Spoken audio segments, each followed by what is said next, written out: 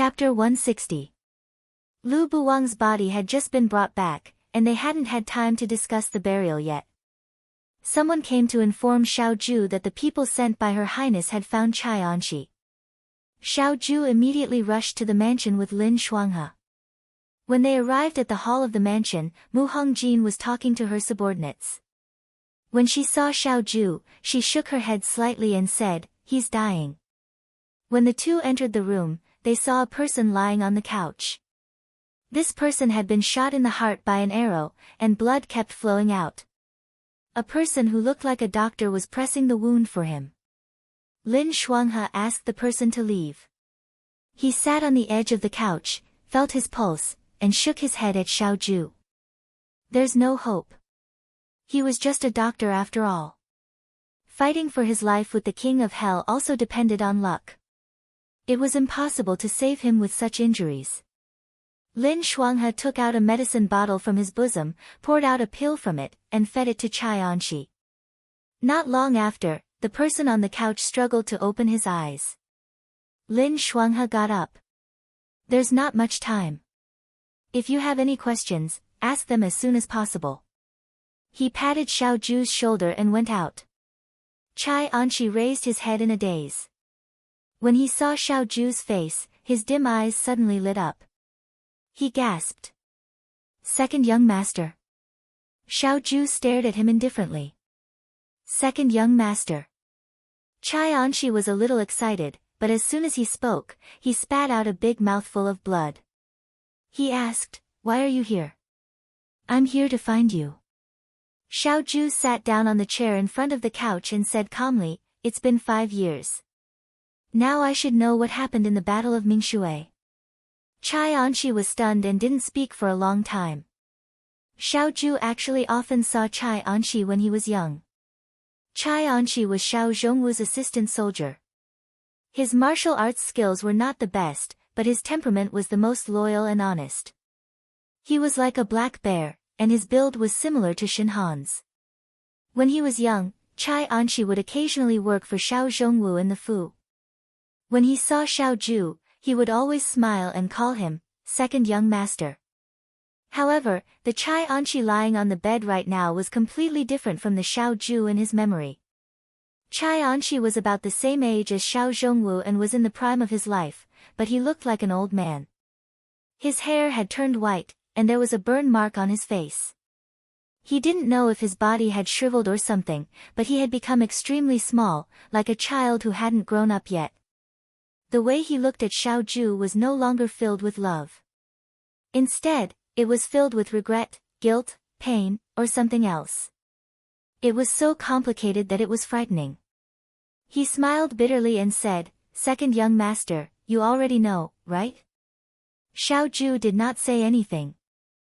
"General was killed by someone, and that person included me." Xiao Ju suddenly looked up, his fingers clenched into fists under his sleeves. "You also know," Chai Anshi spoke with difficulty, "General was always unhappy that Prime Minister Su had too much power, but His Majesty always trusted Prime Minister Su. General reminded His Majesty to be wary of Prime Minister Su, and Prime Minister Su had long hated General. The current Crown Prince was tyrannical and cowardly. He and Prime Minister Su were jackals of the same tribe. They didn't like General for a long time, and the two of them were afraid of General's military power. They wanted to frame General, but General's life was clean and they couldn't find any loopholes. Crown Prince and Prime Minister Su worked together and secretly planned the Battle of Mingshui with the southern barbarians. During the Battle of Mingshui, there was a traitor in the southern Fu army. General was attacked from both sides, and died. Xiao Ju looked at him, mockery flashing through her limpid eyes. "Are you the traitor?" Chai Anshi's expression became pained. "I'm sorry, second young master. I'm sorry. They used my mother to threaten me. My mother was already 70 years old. I promised them and gave them a copy of General's deployment map. I wasn't the only one. At that time, there were other people in General's southern Fu army who betrayed him. They used my wife and children to threaten me. At that time, I was blinded and I agreed. Why did you go to Jiang later? Prime Minister Su, how could Prime Minister Su allow someone who knew the truth to live in this world? At that time, the few who betrayed him were later killed in the Battle of Mingshui. I was lucky enough to escape. I wanted to go back and take my mother with me, but when I got home, my mother had already died of illness. Prime Minister Su's people were looking for me everywhere. I once heard from General that Jiang City was easy to get out but hard to get in. It was the easiest place to hide, so I used some methods to conceal my identity and hid in Jiang. Second young master, all these years, I've always wanted to stand up and explain what happened back then. However, even though I was in Jiang, the news I heard was that Prime Minister Su's power was getting stronger and stronger. Even if I stood up and said something, the people at that time were all dead. Without evidence, no one would believe me. I wanted to go and find you, but as soon as I left Jiang City, news of me would spread. Prime Minister Su wouldn't let me live to see you. So I could only wait. I knew that if second young master was still alive, you would find me one day. Tears gradually seeped out from the corners of his eyes. You found me, that's great. Second young master, you've grown up. If General was still here, he would be very happy to see you like this.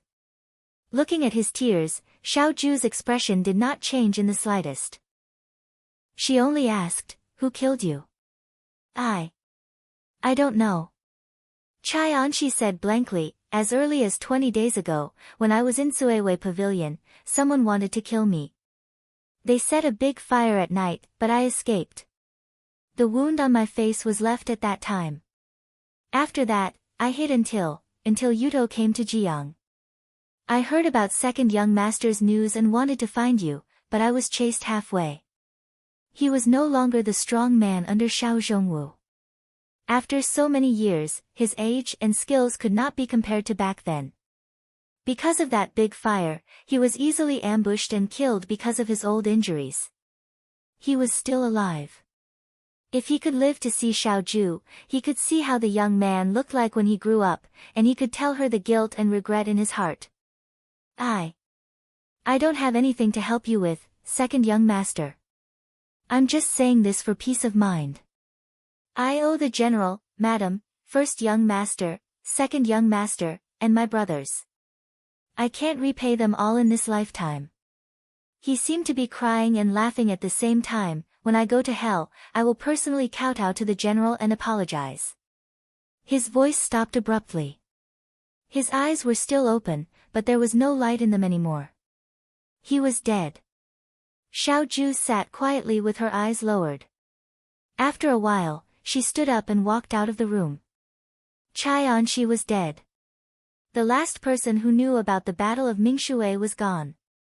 He could not bring a dead person back to Shuajing as a witness, and Chai Anshi did not leave behind anything that could be used as evidence. Coming here was just to confirm some of the things that he had guessed from the beginning. Mu Hongjin and Lin Shuanghe were waiting for him outside. When they saw Xiao Ju come out, Mu Hongjin said, when Yuto came, the situation was complicated. I could not send people to find him. After the incident, someone found Chai Anshi's whereabouts. When my men found him, he was being chased. When he was rescued, he was already seriously injured. I asked the doctor in the city to stop the bleeding temporarily. Mu Hongjin looked at Xiao Ju's expression and frowned slightly. Is he dead? Xiao Ju, he's dead. She sighed and did not say anything. After searching for so long, they finally found him, but he was dead. It was such a pity that he was so close. Lin Shuanghe asked, Huaijin, what do you plan to do after this? Xiao Ju was silent for a while, then said, Chai Anshi is dead. The war in Jiang is over. We will leave for Liangzhou in a few days. Are you leaving? Mu Hongjin was a little reluctant. You didn't stay here for long. Why don't you wait for Xiao Lu to come back? Xiao Ju said, I have other things to do. Mu Hongjin did not ask him to stay. She smiled and said, no matter what, Jiang City was saved because of military governor Xiao. I will write a memorial to the emperor. His Majesty will definitely reward you. No need. Xiao Ju turned and walked away. He seemed to be uninterested in these things and was a little impatient. Lin Shuanghe scratched his head and explained, Huijin is in a bad mood now. Your Highness, please don't lower yourself to his level. Mu Hongjin shook her head. Since he was the hero of Jiang City, she was grateful no matter what. Oh, right. Xiao Ju seemed to have thought of something and stopped walking. He did not turn around and said in a low voice, Your Highness, do you know that Mr. Lu is no longer here? Mu Hongjin's expression froze. In the Cui residence, Chu Xiao was boiling tea in a small stove. His expression was calm and his movements were patient. Ying Xiang handed him a handkerchief. He held the teapot by the handle and placed it on the table. Chai Anshi is probably not going to make it, Ying Xiang said softly. Chai Anshi can be considered a talent to be able to find a place like Jiang and only die after 5 years. Chu Xiao smiled. But fourth young master, Ying Xiang did not understand, why didn't you just kill him? Why did you deliberately keep him alive and let him see military governor Xiao and tell him the truth? Wouldn't that expose the prime minister? Even if he didn't say it, Xiao Huijin would have already guessed who the mastermind was. Chu Xiao smiled carelessly, telling him the truth would only make him feel more at ease. Chai Anshi was defeated in front of him, so he would hate the prime minister even more. The greater the threat Xiao Huijin poses to the prime minister, the more the prime minister will value me. After all, no one knows better than the prime minister about checks and balances. Besides, this is Jiang. Since there is no one around, what we do is our own business. He said calmly, whether we add fuel to the fire or reduce it, it's all up to us. Ying Xiang nodded, this servant understands. Then, fourth young master, now that Chai Anshi is dead and we have done what the prime minister asked us to do, are we going back to the Shuo capital? No, Chu Xiao said, there is one thing that I am very curious about, so I have decided to go to the Liangzhou Guard first. The Liangzhou Guard? Ying Xiang was surprised, that is military governor Xiao's territory. Chu Xiao and Xiao Ju had never been on good terms. In the Liangzhou Guard, Chu Xiao would definitely not be able to gain any advantage. So, it will be very interesting to snatch someone from Xiao Huijin's territory. The tea leaves in the teacup floated up and down. As he looked at them, he slowly chuckled. The return time was set for 2 days later. After Lu Buwang was buried, He Yan, Xiao Ju, and the others set off to return to the Liangzhou Guard. Coming to Jiang this time, there were many happy things, but there were also many sad things. The most regretful thing was that they had to part forever after reuniting with an old friend. He Yan became unusually silent and slowly packed her luggage in the room. Actually, He Yan didn't have many clothes to begin with. Lin Shuanghe had paid for the women's clothes at the embroidery workshop in Jiang for her, so he couldn't bring them back. As a man, if she carried women's clothes with her, she would probably be looked at strangely by others. Therefore, He Yan kept all the clothes, jewelry, and shoes and gave them to Cui Yuezhi's 4 concubines. It was just that when she was packing, she looked at them and felt a little reluctant. It was probably because she had been a woman for too long, so she was really not used to being a man again. There was also a dough figurine under her pillow. The dough figurine was not as colorful as when it was first made. It was a little dim, and the dough was gradually drying up. There were even traces of drying and cracking. He Yan picked it up and looked at it carefully in front of his eyes. During the Water God Festival, Xiao Ju and she were on the Firefly boat on the way to the falling Firefly Spring. They saw a peddler who made dough figurines on the water and made one that looked like her. Her long hair was tied into a small braid in front of her forehead and hung down behind her head. She was wearing a red dress and black boots. Yan Yan smiled and looked like a stranger, but it also looked like her. She knew from the beginning that she couldn't bring this thing back to the Liangzhou guards after buying it. However, He Yan couldn't bear to leave it here. It was as if wherever the dough figurine existed was where her memories existed. If she left it here, she would be abandoning her memories of Jiang. However, she wasn't willing to give up the sad or happy memories. You don't want to bring it back? Xiao Ju sat in front of the table and glanced at her. He Yan sighed. I'm afraid that the Yangzhou guards will find out if I bring it back. It won't be good if the cat is out of the bag. Xiao Ju's mouth twitched. Aren't you very good at lying? Why can't you even find an excuse? He Yan thought that everything else was fine, but when it came to hiding her identity, from her previous life to this life, she had been very careful. After all, an ant's nest could destroy a 1,000-mile dike. One careless move and the whole game would be lost. It was better to be careful. It's better to be safe than sorry. As she spoke, she gripped the dough figurine's wooden stick tightly in her hand, unwilling to let go. Xiao Ju sneered. You can say that you're buying it for your fiancé. He Yan was stunned and looked at him. Is that okay? You're not a pure and innocent person. You're so infatuated with your fiancé. Naturally, you'll think of her wherever you go. What's wrong with buying a commemorative dough figurine as a gift? His words reminded He Yan that she was right. She seemed to be someone who had a fiancé. For a moment, he felt that Xiao Ju's reason made a lot of sense. She picked up the dough figurine and put it into her bag. Then, she praised Xiao Ju. Commander-in-Chief, I just realized that you're a real expert at lying. Xiao Ju put down the military book in her hand and looked at her with raised eyebrows. I was just saying. Don't take it to heart. He Yan sighed. It's just that I've been in Jiang for too long. I'm a little reluctant to go back to the Yangzhou garrison. It was natural for the simple and honest people to feel sentimental when they came to such a gentle water town. She didn't know if she would have the chance to come here again in this lifetime. Even if she did, she didn't know how many years it would be. Do you want to stay? Xiao Ju asked. He Yan nodded, then shook her head. No. I like it here, but there are more important things to do.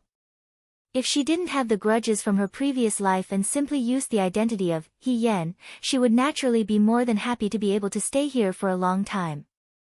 However, she still had grudges to settle. No matter how beautiful the scenery was, she couldn't stay here. She had to keep moving forward. Are you talking about making contributions? His voice carried a hint of mockery. He Yan smiled. You can say that. However, Commander-in-Chief, you promised me that as long as I follow you to Jiang City, you'll let me join the Southern Prefecture Army. You still keep your promise. Xiao Ju said, I keep my promise.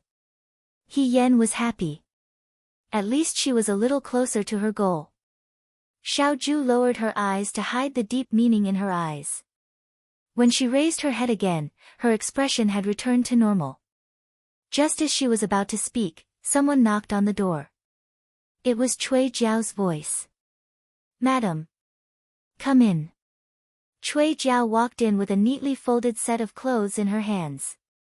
She first glanced at Xiao Ju with a troubled expression. What's wrong? He Yan asked. Fourth young Master Chu from next door asked me to return this set of clothes to you. He said that it was thanks to Madam's clothes that he was able to escape unscathed. He is very grateful. He Yan remembered that when Chu Xiao had returned Mu Hongjin's clothes for her, He Yan had given him the mermaid dress that was invulnerable to swords and spears and impervious to fire and water. He had asked him to wear it as armor. If he hadn't asked Cui Jiao to return it, He Yan would have forgotten about it. He Yan took the mermaid dress and thought for a moment before putting it on the table. She was also a girl when she returned to the Yangzhou guards. She had no use for this dress. It would be better to leave it for Cui Yuezhi's concubines. As soon as he put it down, he met Xiao Ju's cold eyes. The young man tilted his head to look at her and calmly said, You gave the clothes I bought to Chu Xilan? You didn't buy it, He Yan said honestly. Didn't Brother Lin pay for it? Xiao Ju's expression was indifferent. He Yan realized that this person was angry. Thinking about it, he and Chu Xilan were sworn enemies. Yet, she had given Chu Xilan something that he had chosen. Naturally, he would be unhappy. She thought for a moment and took the initiative to explain. At that time, I asked Cui Jiao to give me the clothes for Her Highness. Brother Chu was afraid that something would happen to Cui Jiao, a young girl, so he came to give it to her himself. I saw that he was a big man who didn't even have the strength to truss a chicken. If he met a Yudo by the side of the canal, he would be killed in 2 slashes. Didn't the shop assistant at the embroidery workshop say that this dress is invulnerable to swords and spears and impervious to fire and water? I have armor, so I gave this dress to him as armor. He Yan had forgotten that this dress was for women. If she gave it to Chu Xilan probably wouldn't wear it. Brother Chu? Xiao Ju slowly asked. He Yan took a step back. He knew that he had said something wrong again. Fourth young Master Chu, fourth young Master Chu. He sneered. I see that you and Chu Xilan are very close. No, we're not very close. He Yan said seriously. We just met by chance. We won't see each other again in the future. Let me remind you again. The young man's eyebrows were slightly impatient. His voice was cold. You can like anyone, but if you like Chu Xilan, you're courting death. Chapter 161. 2 days later, Lu Buwang was buried. According to the customs of Jiang, after a person passed away, they would be sent to the coffin on the wooden boat and buried in the water. The wooden boat was also called the boat that carried souls. Because Jiang was close to the water, the people of Jiang believed that the water goddess would use a boat to carry a person's soul to the other side. He Yan went to send Lu Buwang off for the last time. Lu Buwang lay in the wooden coffin with a very calm expression. It was unknown what he thought of before he died, but the corners of his mouth were also smiling. He Yan put a handful of flowers in her hand on the wooden boat. Her master-disciple relationship with Lu Buwang was actually very short. It was Lu Buwang who pulled her out of the pile of corpses and taught her how to use knives, arrows, bows and horses. He Yan's Chiman Duanjia was combined with the military books that He Yan had learned, which changed his life from then on. If Lu Buwang hadn't stretched out his hand to her back then, she would probably have died in the desert of Mo County. After being reborn and meeting Lu Buwang again, she originally thought that it was a gift from the heavens. However, this fate was like a flash in the pan and disappeared very quickly. He Yan hated herself for not talking more with Lu Buwang. Now, she had many regrets. She didn't have time to ask Lu Buwang what happened between him and Mu Hongjin back then, nor did she have time to ask him where he had been all these years. She also didn't have the chance to confide in Lu Buwang about her worries and uncertainties. In her life, she didn't seem to have a good relationship with her elders. Her fate with her parents and relatives was even fainter. Lu Buwang was both her master and father.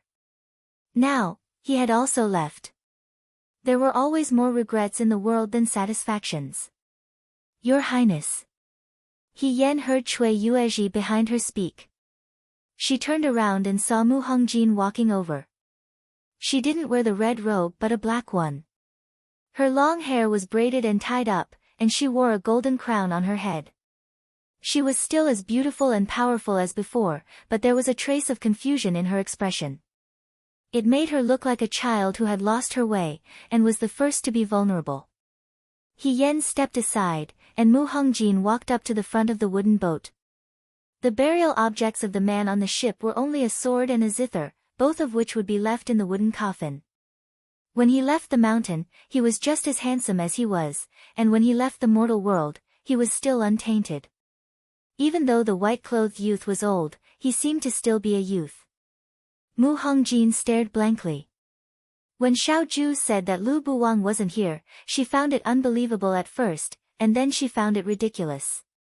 Then, she was struck by a huge sense of loss, which made it hard for her to believe that this had happened. But what happened was what happened. Many things could not be changed by one's will. She was no longer an ignorant little girl.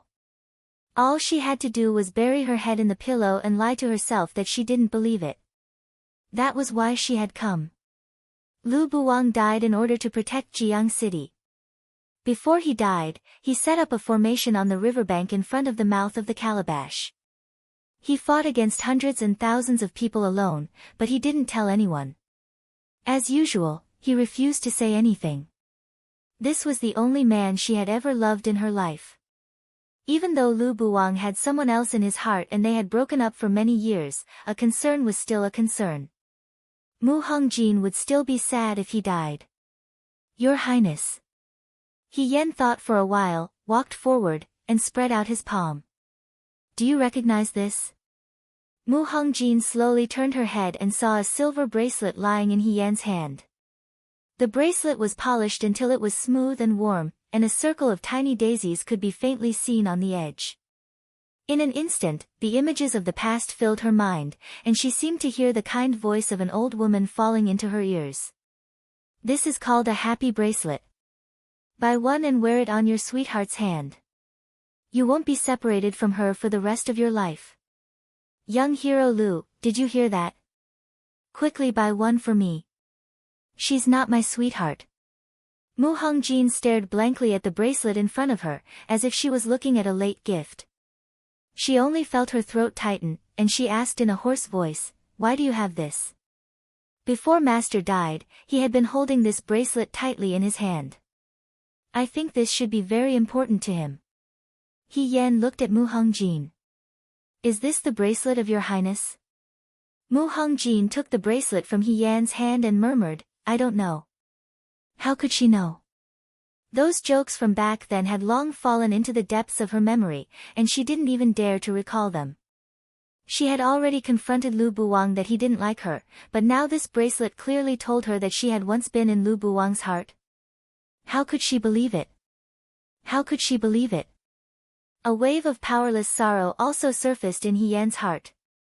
Lu Buwang had already left, and no one knew what happened back then, but she still wanted to defend Lu Buwang. Your Highness, I always feel that there may have been many misunderstandings between you and Master back then, He Yen said. It's just that he's no longer here. If your Highness recognizes this bracelet, your Highness, please take care of it for me. If your Highness feels embarrassed, please put it back into the wooden coffin.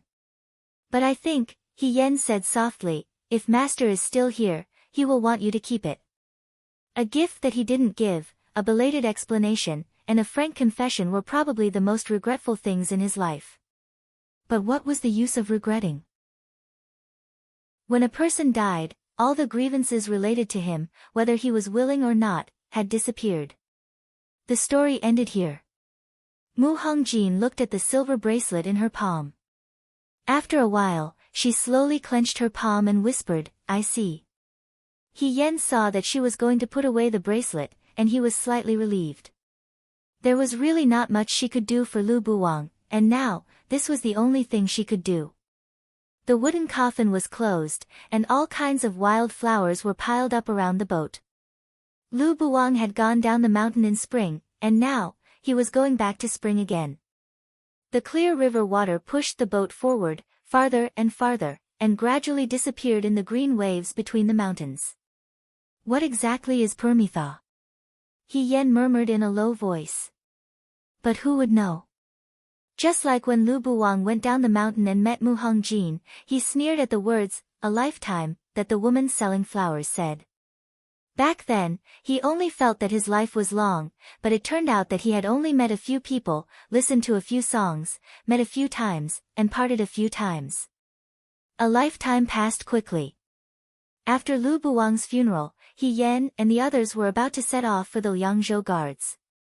Cui Yuezhi came to see them off. He stood at the door of the Cui mansion and instructed people to keep moving things into the carriage.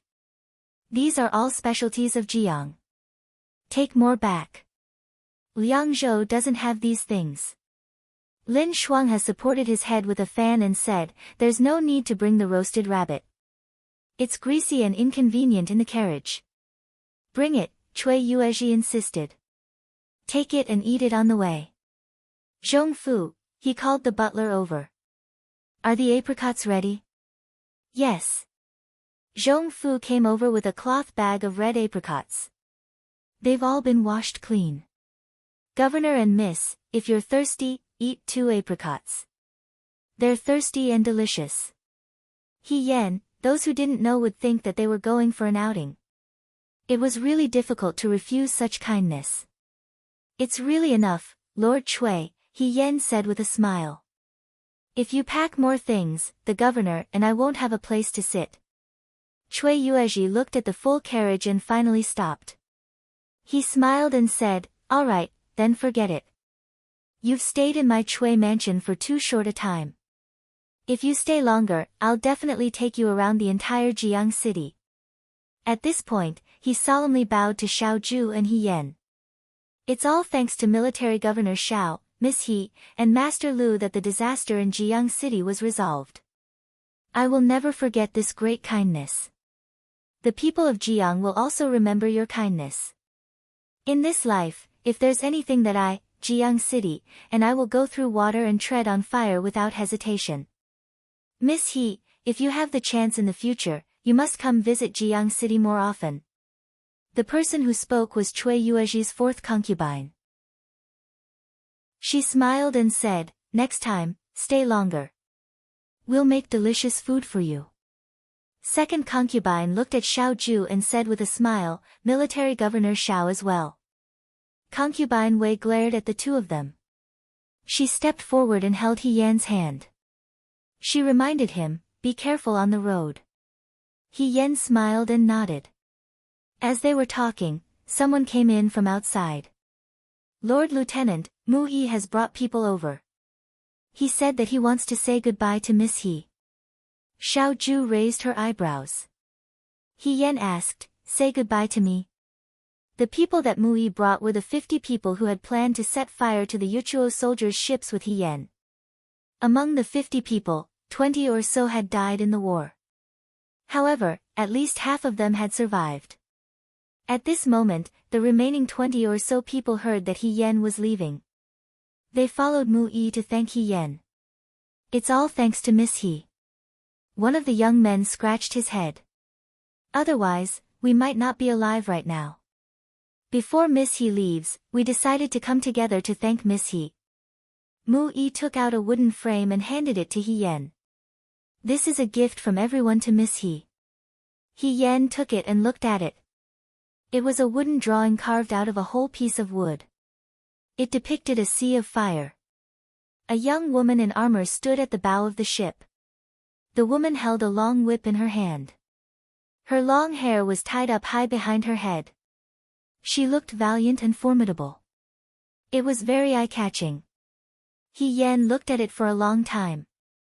He asked hesitantly, this is, me? Yes.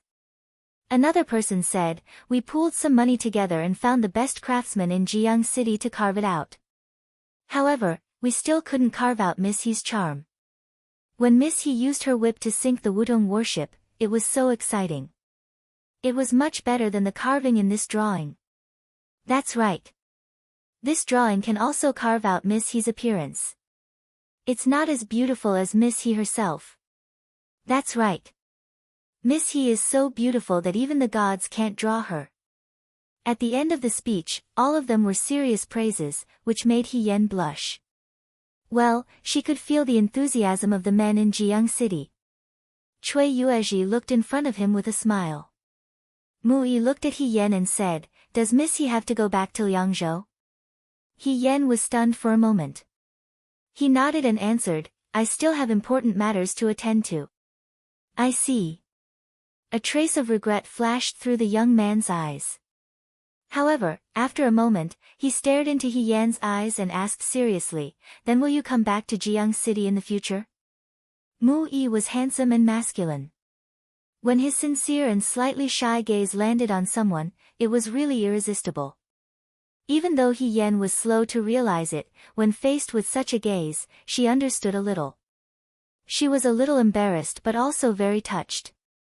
No one could remain indifferent when faced with sincere feelings. It was a very honorable thing to be liked and admired by others. I like Jiang City very much. She smiled and looked at Mu Yi. If there's a chance in the future, I'll definitely come back. Mu Yi was stunned. He scratched his head and smiled foolishly. Oh. Lin Shuanghe waved his fan and leaned close to Xiao Ju's ear. He said, I already said that my little sister He's appearance and temperament will definitely be liked.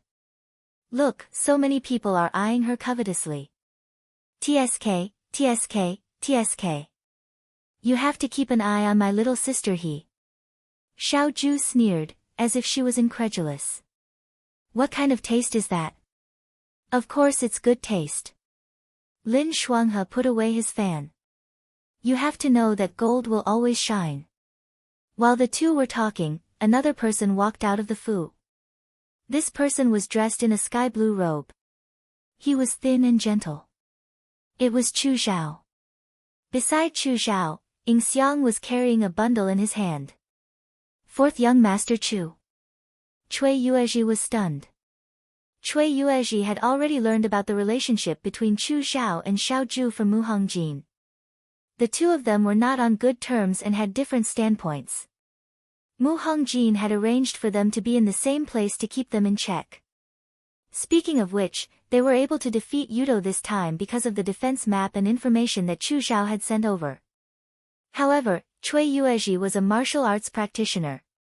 He already felt some sympathy for Xiao Ju. Later on, he had also fought alongside Xiao Ju.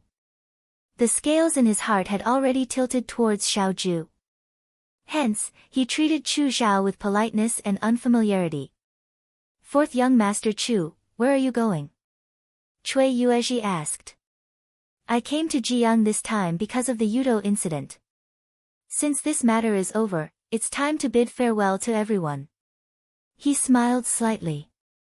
I didn't tell Master Cui before because I didn't want to trouble Master Cui. These few days, the battlefield near the canal has been cleaned up, so Master Cui must be busy. He makes it sound like he's very understanding and we're putting on airs. Lin Shuanghe leaned closer to Xiao Ju and whispered, he's too good with words. Cui Yuezhi smiled.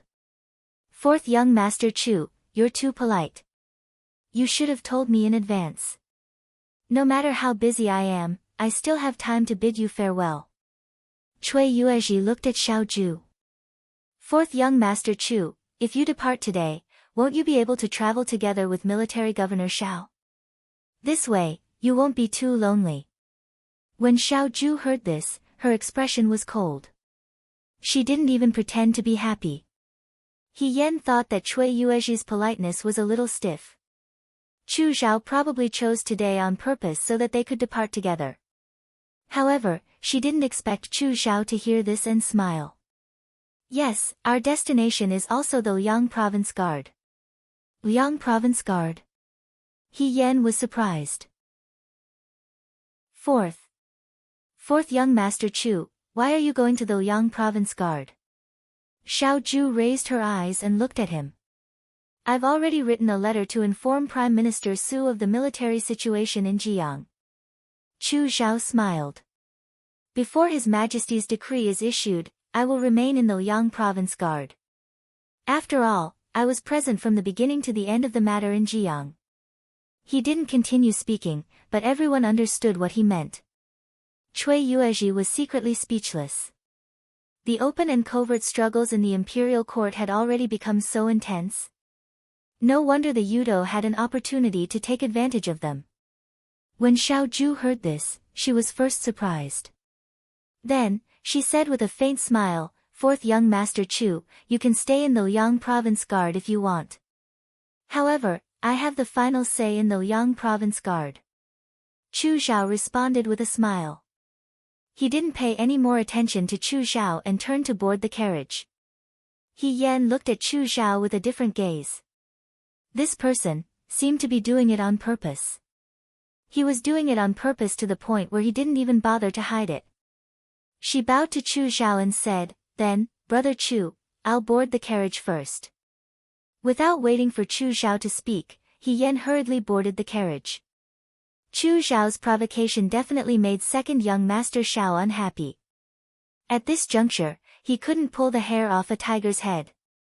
If he angered Xiao Ju and she wasn't allowed to enter the southern prefecture army, this trip would be in vain. Chu Zhao saw her hurriedly boarding the carriage. Chu Zhao was stunned for a moment before he shook his head and smiled. He bid farewell to Cui Yuezhi and the others one by one before he calmly boarded his own carriage with Ing Xiang. The carriage drove out of the city. Lin Shuanghe lifted the curtain of the carriage and looked out the window. Jiang City had just experienced the Yudo military incident, so it wasn't as lively as before. However, the rivers of various sizes were the same as before, and the boats floated quietly. It wouldn't be long before the city returned to its former lively state. When they came, they just treated it as playing around. Now that they were about to leave, they actually felt a lot of sadness. Lin Shuanghe sighed as he looked at it. He Yan was still tightly hugging the wooden carving that Mu Yi and the others had given her. She traced the carving with her fingers. The woman in the drawing actually had some of the charm of a female general from her previous life. Xiaoju saw her actions and mocked, "Now you're not afraid of bringing it back and letting the other Liang province guards see it?" Previously, she had been extremely troubled by the masked man. Now, with such a large wooden carving, she felt as if she had received a treasure. She no longer mentioned things like, "It's over if someone finds out my identity as a woman." A woman's thoughts really couldn't be taken seriously. If it really doesn't work, I can say that it's for my fiancé. Isn't this what you taught me, Governor? He Yan said, "There are so many people and so many good intentions. It's hard to refuse such great kindness." She spoke modestly, but her eyes revealed a sense of satisfaction and contentment. Xiaoju only felt that it was funny. She leaned back slightly and a trace of a smile flashed through her eyes. She said indifferently, "It's quite popular." The horse carriage gradually disappeared into the distance. Mu Hongjin stood on the shore. Among the mountains, she could no longer see the boat of carrying souls. The former youth had returned to the mountains, lakes, and seas. She still had to continue sitting here, on the high seat in the cold palace hall. This was her responsibility. "The young highness is already on the way back," the maid beside her said softly, "Your highness, let's go back to the residence." Mu Hongjin nodded. She took one last look at the end of the long river and turned around. She wore a wide-sleeved robe, dignified and beautiful. There seemed to be a dot of silver light on her wrist that quickly disappeared. A wanderer came out of nowhere. He wore a bamboo hat and held a bamboo stick. He walked along the river bank and sang. His voice drifted with the wind and gradually faded into the distance. "The returnee still thinks of the imperial court. How can I comfort myself today? The bitter cold thinks of your thin clothes, riding a thin horse under the waning moon. I also know that there must be differences in life, but I'm afraid that time will drift away. The cold lantern opposite to the past, when will the night rain sound bleak?" The end of the 4th volume. Chapter 162. On the way back to Liangzhou from Jiang, they were not as energetic as when they first arrived. It was probably because they had just gone through a fierce battle, so everyone was a little tired. Lin Shuanghe also returned Shui Jiao and Heng Qiao's indenture contracts to them. He also left a sum of money for their parents to tell them not to sell their children in the future. Before leaving, he even mentioned Cui Yuezhi's name because he was afraid that their parents would secretly oppose him. The two girls were reluctant to leave. After all, it was not every day that they could meet a master who was easy to serve and did not beat or scold the servants. Sometimes, being the servant of such a kind-hearted madam was much easier than struggling in the difficult world. When they left the Liangzhou guard, it was not yet spring. Now that they had been delayed on the road, it was already early summer by the time they returned. He Yan had already changed back into men's clothes. It was more convenient to wear men's clothes when they were hurrying on the road. Lin Shuanghe would occasionally wave his fan and sigh, "My younger sister, he is so beautiful, but she has to dress up as a man. What a waste." He Yan treated it as if he was talking nonsense. On the 2nd day of the 5th month, Xiaoju and He Yan arrived at the Liangzhou guard. At the foot of Baiyue Mountain, the sound of soldiers training could be heard from afar. He Yan jumped off the carriage and looked in the direction of Wulu River and the martial arts practice field. He suddenly felt a sense of familiarity. In the end, She had been in the Liangzhou Guard for at most a year, but she seemed to have completely gotten used to life here. As soon as she arrived, she was like a tired bird returning to the forest. She felt indescribably at ease. Shen Han, who had already received the news, rushed over and helped everyone unload the goods from the carriage. When he saw that He Yan and Xiao Ju were safe and sound, he immediately sighed in relief. A long time had passed by the time they received news about the military situation in Jiang. They also knew that it was 20,000 Jiang city soldiers against 150,000 Yudo. Just thinking about it made them feel scared. They were only worried about whether they were injured in the fierce battle. Now, it seemed that they were all alive and kicking, so there was no need to worry. Commander-in-Chief must be tired from the journey. Go back to your room and rest for a while. Shen Han said, the room has already been cleaned. Xiao Ju nodded. While they were talking, another carriage arrived and stopped behind them. The curtain of the carriage was lifted and Ing Xiang helped Chu Zhao out of the carriage. Shen Han was stunned. This, fourth young master Chu will stay in the Liang province guards for the time being. Xiao Ju's voice was calm. Find him a room. He then glanced sideways at Chu Zhao and said in a mocking tone, the conditions in the Institute of Wei are difficult.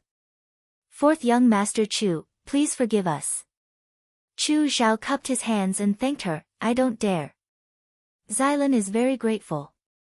Xiao Ju couldn't be bothered with him. She turned around and left. He Yan hurried to catch up.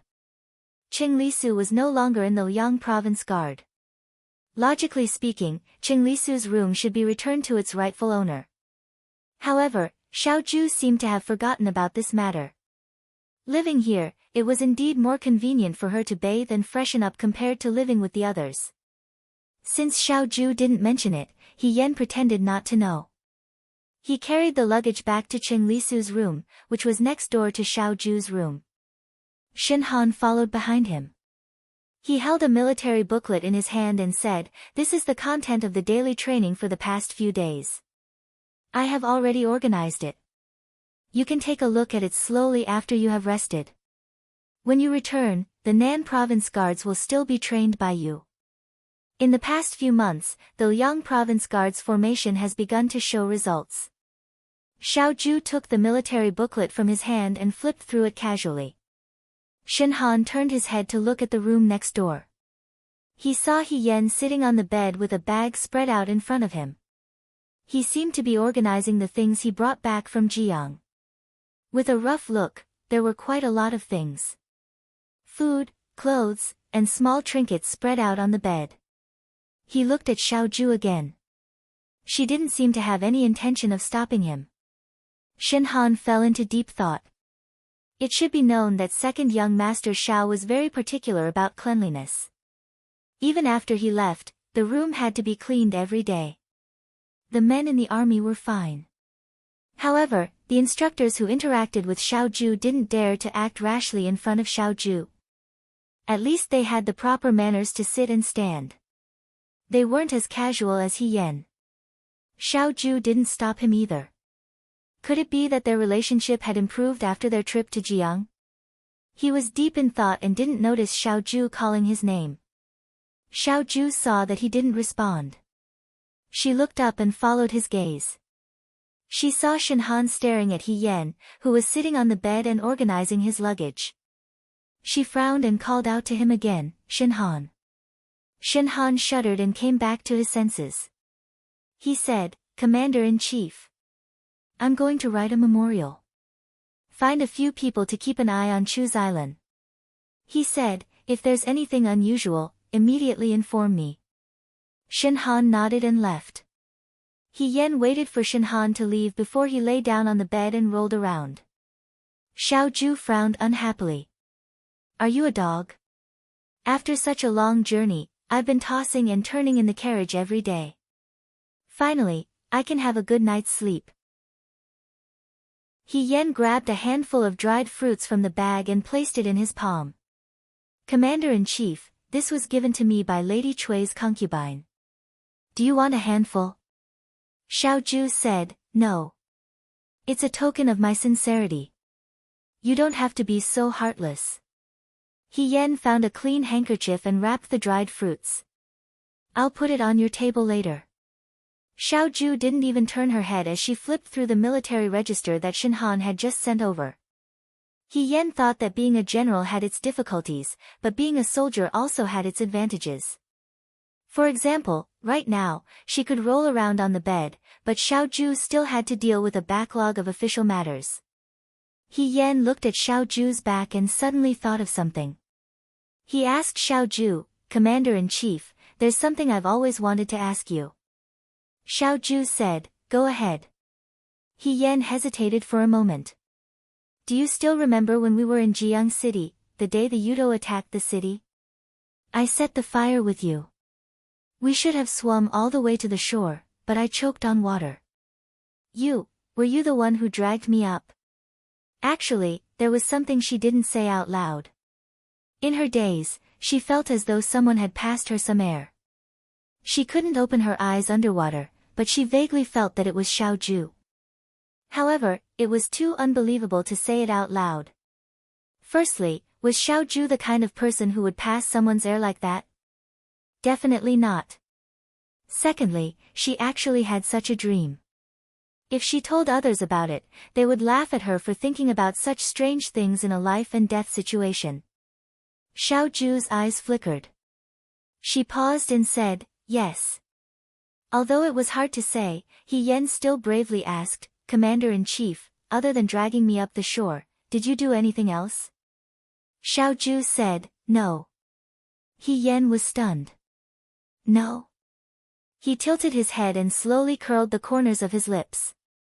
He said with a half-smile, then what do you want me to do to you? He Yen didn't know how to respond. She laughed and said, no, I was just asking casually. She thought to herself that she really did have a wet dream. Fortunately, she didn't say it out loud. Otherwise, it would be too embarrassing. Xiao Ju looked at the military book in front of her again. However, her eyes flickered slightly. She glanced at the girl who was sitting on the bed and arranging her luggage. After a while, she looked away uncomfortably. In the end, she didn't say anything else. After arranging her luggage in the room, He Yen looked at the sky. He guessed that the training in the martial arts arena was about to end. He Yen went out and walked towards the arena. From tomorrow onwards, she would resume her daily training. However, today, she could chat with her brothers who she hadn't seen in a long time. Just as she arrived at the entrance of the arena, the training ended. From afar, she heard Xiao Mai's voice. It's Ahigo. Ahigo is back. With a hula sound, all the people immediately surrounded him. Regardless of whether they knew her or not, He Yen was now famous in the Liang province guard. Xiao Mai was pushed to the side. He Yen pulled her to stand next to him. Xiao Mai said, Ahigo, when did you come back? Why didn't you tell us? I heard from the instructors that you and the governor won another battle in Jiang. Ahigo, you're so amazing. How did the news spread so quickly? He Yen was still puzzled. Someone else said, I heard that the Jiang City Guard only had 20,000 people, while the Yuchuo soldiers had 150,000. Brother He, tell us, how exactly did you win? That's right, quickly tell the brothers. He Yen felt that every time she did something and returned to the Liang Province Guard, she would become a storyteller, telling stories to everyone. However, she was surrounded in the center and couldn't advance or retreat. She could only sit on the railing of the arena and stretch out her hand. Everyone, quiet down, quiet down. This is a long story. Let me drink some water first. Someone immediately handed her water from a leather flask. I have some. Drink mine. Do you want to eat something else? Do you want dry biscuits? Okay, then I'll say it. Actually, this battle wasn't very difficult. It was all because of the governor's good command. Jiang is water city. Liang Ping looked at He Yen, who was surrounded by people from afar. He was speechless for a moment, then said, This brat is so famous in the Liang province guard now. Why is it that he has hundreds of people responding to his call? Ma Damii smiled mysteriously. This is a good thing. What's so good about it? He Yan went to Jiang with the governor. Ma Damii stroked her beard. When they came back, they rode in the same carriage. It can be seen that they got along quite well. Since he went to Jiang with the governor, that means he fought side by side. Do you think the governor will mention him when he goes to present a memorial to the governor this time? At least he has a small share of the credit. This young man is very skilled and has a magnanimous personality. As long as he follows the governor, it's inevitable that he will be promoted. I believe that his future will definitely not be restricted to our Liang province guards. Brother, it's not a bad thing for the Liang province guard to have a good relationship with him. Ma Damii chuckled and patted his shoulder. You have to look at the long term. He's only in his teens. Liang Ping muttered, how can you make it sound so powerful? Ma Damii smiled but didn't say anything. On the other side, the people who were listening to He Yan's storytelling exclaimed in surprise. It's actually a fire attack. This is too dangerous. What if there's no wind? Won't we just sit there and wait for death? He Yan laughed. If there's no wind, then we'll have to fight to the end. However, war is complicated to begin with. There's no absolute way for the strong to defeat the weak. As long as the timing is right, it's not difficult for the few to defeat the many. Therefore, we can't be certain of victory or defeat in every battle. On the battlefield, there are thousands of changes in an instant. Until the last moment, victory or defeat is unknown. Everyone nodded as if they understood. After listening to the commotion, the crowd gradually dispersed. The remaining people were naturally Hong Shan and the others. Wang Ba crossed her arms and looked at He Yan. She couldn't stand him. You're in the limelight as soon as you come back. Even Peacock isn't as arrogant as you. Then I have to have the ability to be in the limelight. He Yan jumped down from the railing. Long time no see, my friends. Perhaps it was because they had stayed in the vanguard for a while, but the day training was much more difficult than in the ordinary barracks. Sure too, Jiang Jiao, Wang Ba, and Huang Xiong all looked darker and thinner than before. However, they were more energetic than before. Jiang Jiao asked, I didn't expect you to win such a battle in Jiang. You're really good. I didn't fight. He Yan declined humbly. The commander-in-chief commanded well. How is it? You've made a contribution this time. Can you be promoted? Huang Xiong had been very practical. I don't know if I'll be promoted or not, but the commander-in-chief has promised to let me join the Southern Prefecture Army. He Yan said, I'm already very satisfied with this. Really? Hong Shan was so excited that his tone changed. You've gotten what you wanted. Everyone congratulated him one after another. Only Shi Tu remained calm. He only asked He Yan, Brother why did Yudo suddenly attack Jiang? Did they come to Liangzhou before? He Yan's smile gradually faded, and his expression became serious. After a while, he said, De Wei might be going to war. Since Yudo had started it, they would not give up so easily. They had laid low for so many years just for this moment. For a moment, everyone fell silent. War, for the common people of the Great Way, for every single person, was not something worth being happy about. The room was dimly lit. The young man in front of the table was still reading the long scroll in his hand. Piles of military books were stacked together. There were so many things to do in the Liangzhou guards that it was impossible to finish them all. Someone knocked on the door softly. Xiao Ju did not even raise her head. She only said, Come in. Shen Muxue came in. She carried a basket of food in her hand and carefully walked in. She placed the food basket on a small table and said softly, Commander-in-Chief, you've been reading for a long time. Eat something. Xiao Ju responded, but she did not intend to get up. Shen Muxue sighed softly. When Xiao Ju came back, she was still staying up late in the medical center. The soldiers of the Liangzhou guards caught cold and heat easily during the changing seasons between spring and summer. Halfway through brewing medicine, she heard that Xiao Ju had returned. She really wanted to go and see her, but she had to give up on the idea because she had not finished her work. In addition, they were returning to Liangzhou from Jiang, which was a long journey. She thought that Xiao Ju needed more rest. However, she did not expect him to still be reading documents so late at night. However, Xiao Ju had always been like this. When she first met him, he was still like this. He had never changed. There are local products from Jiang on the ground. Take some back. Xiao Ju looked at the documents and said, "There's no more space in the room." Shen Muxua nodded. She put down the food basket and went to tidy up the bundles on the ground. There were indeed a lot of bundles and wooden boxes. When she opened them, she saw that they were some fabrics, cakes, and dried fruits that were produced in Jiang. The Liangzhou guards did not have such things. Some of the food could be added to their daily meals, and the soldiers would be very happy.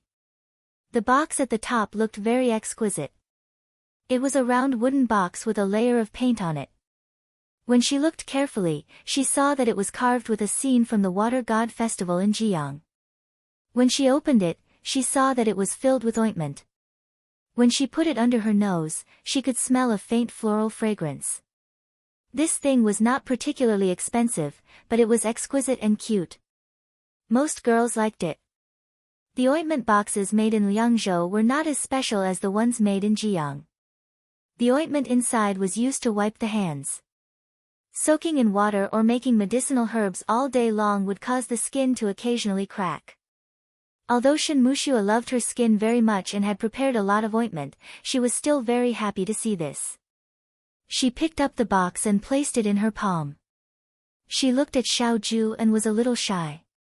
She hesitated for a moment before she said softly, "Thank you, Commander-in-Chief. I really like this ointment."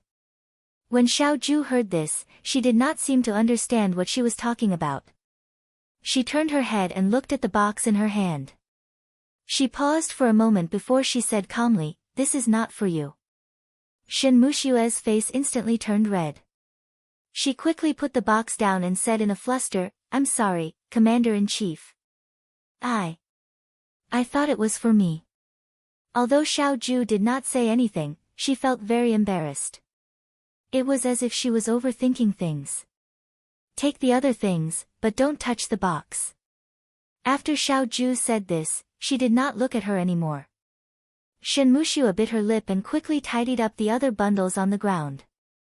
Then, she carried them out of the door. When she walked out of the door, her gaze lingered on the box on the table for a moment. The soldiers of the Liang province guards never cared about whether their skin was chapped or not. They also had to do a lot of training every day, so they would not go out of their way to find ointment that could moisturize their hands and feet. Even if they were very particular about it, they would not use such a beautiful box that was obviously meant for women. Xiao Ju would not use it either. Furthermore, when he said, "This is not for you," he meant that he was giving it to someone else. Who was he giving it to? A cool breeze blew at night. After seeing the liveliness of Jiang City, she was still not used to the desolation of the Liang province guards. There were no rivers or boats that passed through the city. There was only the silent Baiyue mountain and the vast Wulu River, as well as the empty martial arts practice field at night. He Yen walked alone. She met her good friends in the Liang province guards and distributed the local products she brought back from Jiang to them in Hongshan. She chatted with them until late at night before she turned around and walked back into the house. She planned to ask Xiao Ju when she went back. From tomorrow onwards, she would be able to train with the Nan province guards. Who knew that on the way, he would meet Chu Zhao. Chu Zhao did not having Xiang by his side. He walked alone. When he saw He Yen, he smiled and greeted him, "He. Brother Chu." He Yen looked around him to make sure he did not see anyone else. He asked curiously, "It's so late. Brother Chu, are you out for a walk alone? Even if he was out for a walk, there were no trees or flowers around. It was too pitiful to walk alone. Chu Xiao was stunned. He smiled and shook his head. No, I'm just looking for someone to help me. What kind of help? Chu Xiao opened his palm. There was a shirtu lying in his palm. This shirtu seemed to have been picked up from the Wulu River. It was strangely interesting. It was flat and looked like the shape of a white horse, but there was a circle of black edges around its tail. For some reason, there was an extra piece. Do you think this shirtu looks like a horse? Chu Xiao smiled, but from here, he pointed at the end, there's an extra piece. I want to find someone to help me chop this shirtu off. However, it's late at night and everyone seems to be asleep. So he was looking for someone to work with. He Yan looked at Chu Xiao. He thought that this person was so thin that he could be blown away by a gust of wind. He definitely would not be able to chop this shirtu off. It was just a matter of convenience, so he asked Chu Xiao, does Brother Chu have a saber? Chu Xiao took out a dagger from his chest. This dagger looked very thin. The handle was shaped like a bamboo leaf. He Yan picked it up and was speechless for a moment. Scholars were really fastidious. However, this dagger was made like this. It was more decorative than useful. It was more suitable for cutting fruits. If it was really used for self-defense, it would make people laugh their heads off. He Yan disdainfully weighed it in his hand. Then, he said, give me the shirtu. Chu Xiao handed the shirtu to him. He Yan put the shirtu on the ground. He pressed down on the horse's head with one hand and chopped down with the knife with the other. With a crisp sound, the extra piece of the horse's tail was cut off. At the same time, the tip of the dagger was also missing a piece. He Yan, he has good skills. Chu Xiao did not care about this point. He said happily, I'll polish it a bit more. It will look very complete. He Yan could not understand Chu Xiao's behavior at all. Craftsmen did this kind of work for no other reason than to make a living. Chu Xiao seemed to really like it. He heard that there were princes, dukes, and ministers who loved to farm in their manors. He probably felt the same way. However, He Yan would never do something like carving a piece of shirtu in the middle of the night instead of sleeping. After all, he was a rough person who did not have any refined interests. Chu Xiao put the dagger back. He held the piece of shirtu in his hand and looked at He Yan with a smile. Speaking of which, I always trouble you to do this kind of thing for me, but I can't do anything for you. I'm really ashamed. It's just a small matter. Brother Chu, you don't have to take it to heart. Throwing stone dumbbells is also a physical activity. It didn't take much effort to help you chop a piece of shirtu. He Yan shrugged. Other than that, I haven't helped you much. Chu Xiao lowered his head and smiled. Didn't he also give me his clothes when we were in Jiang? At this point, he seemed to blush and said in a low voice, although I didn't use them. But, thank you very much. He Yan said, that's what I should do. After all, she was busy with other things when such a weak person was in front of her. It was normal for her to help him. If it was someone else other than Chu Xiao, she would have done the same. Brother Chu, what do you plan to do in the future? He Yan asked, do you plan to continue living in the Liang province guard? Chu Xiao's identity was strange to begin with. It did not seem to be beneficial for him to continue living in the Liang province guard. He Yan could not understand this either.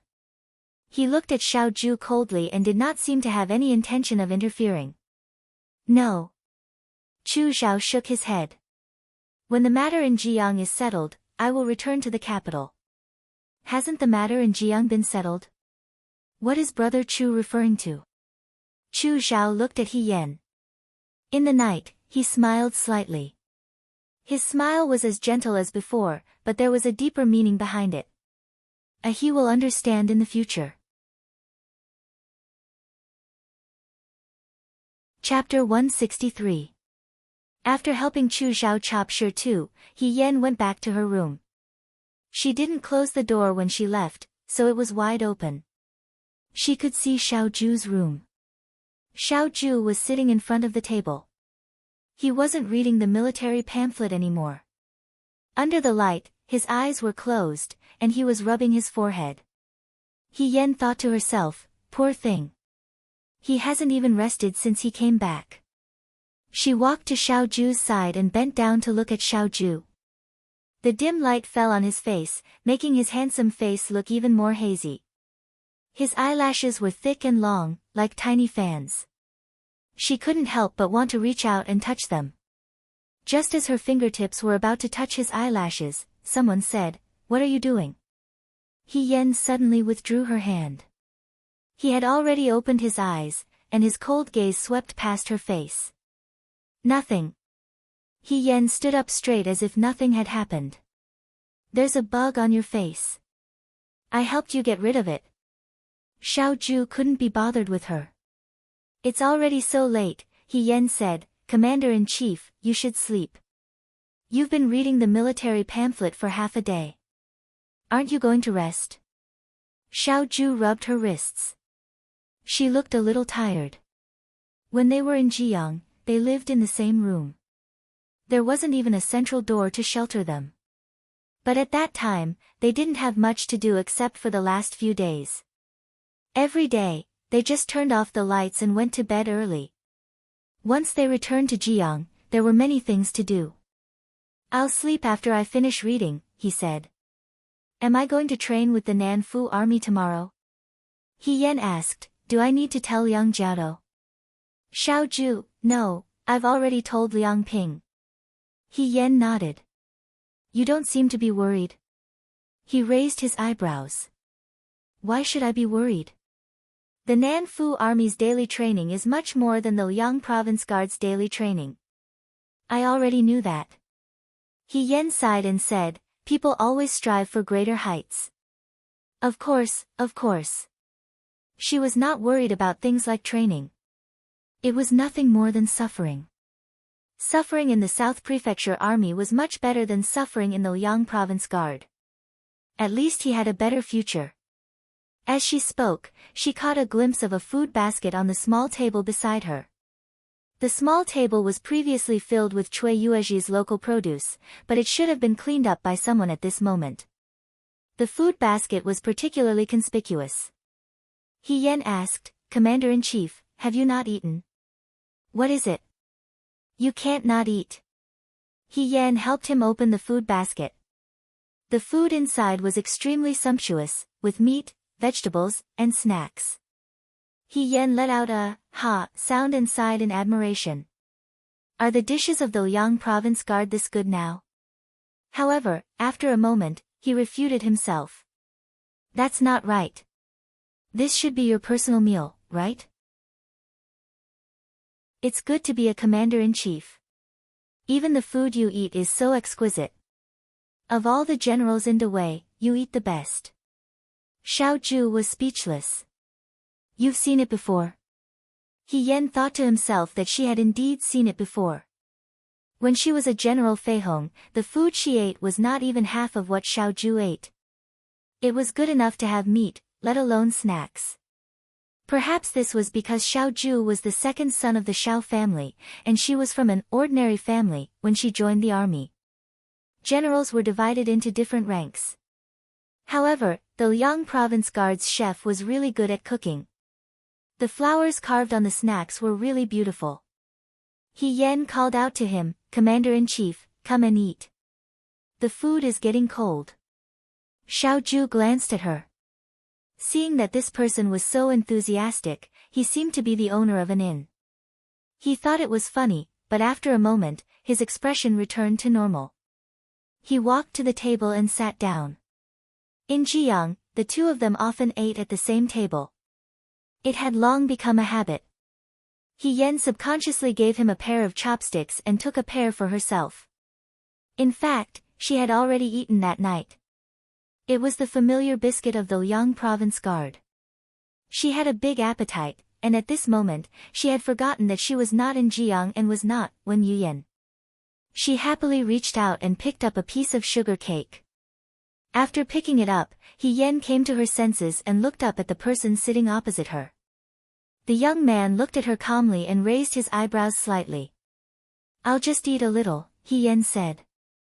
"Commander-in-Chief won't be so stingy, right?" She was becoming more and more daring in front of Xiaoju. When she had just entered the Liang province guards, even if you beat He Yen to death, he would never have thought that there would be a day when she would act so wantonly in front of Xiaoju. "Don't talk while eating," the second son of the Xiao family said coldly. He Yen stuffed the sweet biscuit into her mouth. She looked at the elegant way the person opposite her ate and mumbled, "Commander-in-Chief, this beard is so hot." "What are you talking about?" He Yen swallowed the food in his mouth. "I'm saying, this chef is so nice. He made all the dishes that Commander-in-Chief likes to eat. Of course, I like to eat them too." Xiaoju's lips twitched. "What don't you like to eat?" He Yen was used to teasing others, but he had long since stopped taking it to heart. At this moment, she accidentally saw a palm-sized wooden box on the table. She picked it up and was stunned when she saw the picture of Jiang City's Water God Festival engraved on the wooden box. "Is this a gift from Master Cui?" Xiaoju replied, "Yes." He Yen opened it and saw that it seemed to be ointment for wiping hands. He leaned closer and sniffed it. There was a faint floral fragrance. He could not help but exclaim, "The things in Jiang City are really exquisite. Master Cui looks tall and big, but I didn't expect him to be so meticulous. He even prepared this for you." Xiaoju sneered. "I don't need it." "Why?"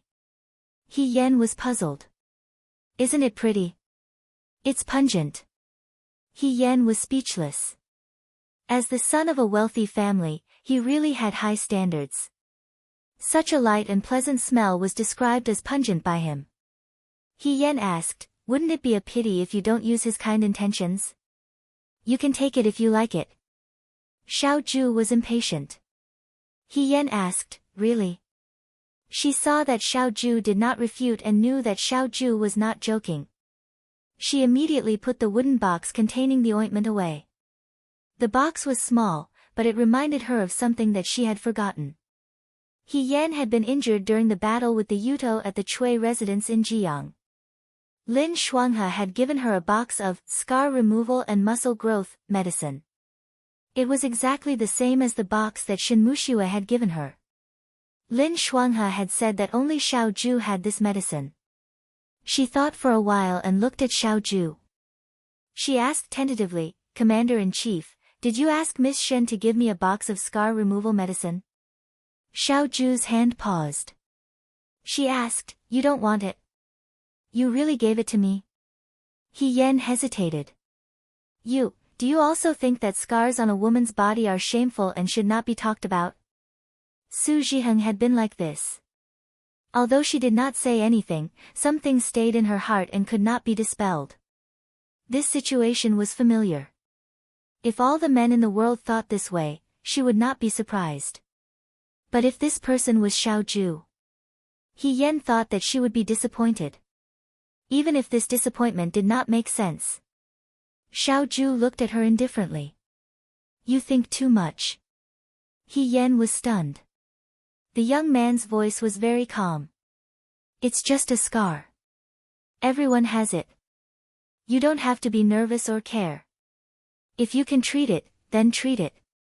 If you can't, then forget it. You don't have to be so harsh on yourself." "Don't have to be so harsh on herself." He Yen lowered her head. She did not say anything, but her hand held the wooden box of ointment very tightly. After a while, she said softly, "It seems that I was too narrow-minded." Perhaps she really did not have to be so harsh on herself. The next morning, He Yen went to the South Prefecture Army for daily training. The South Prefecture Army was different from the Liang Province Army. When He Yen first arrived at the Liang Province Army, the soldiers were all new recruits. The new recruits were lively and lively. They mingled with each other all day long. Occasionally, they would find time to laugh during training. The South Prefecture Army, on the other hand, were all veterans. During daily training, they were very serious. No one spoke. The atmosphere was so solemn that it was as if they were about to enter the battlefield. The deputy commander of the South Prefecture Army's daily training was called Tian Lang. He Yan had seen this person once before. It was the large man who had been scolded badly by Xiao Ju when he returned Xiao Ju's jade pendant.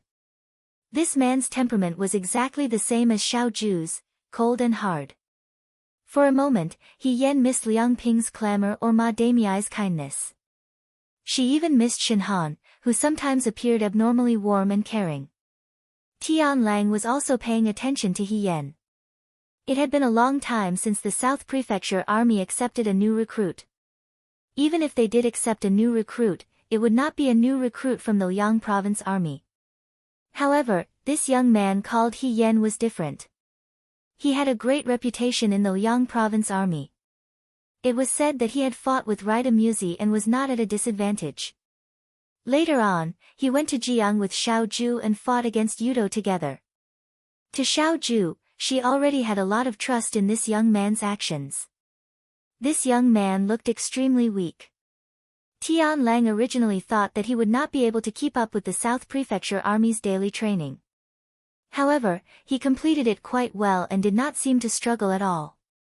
Only then did Tian Lang relax a little. He Yan was the one who Xiao Ju had selected to enter the South Prefecture Army. If he did not complete the daily training, Xiao Ju would not be too happy. Tian Lang had always been afraid of this young superior.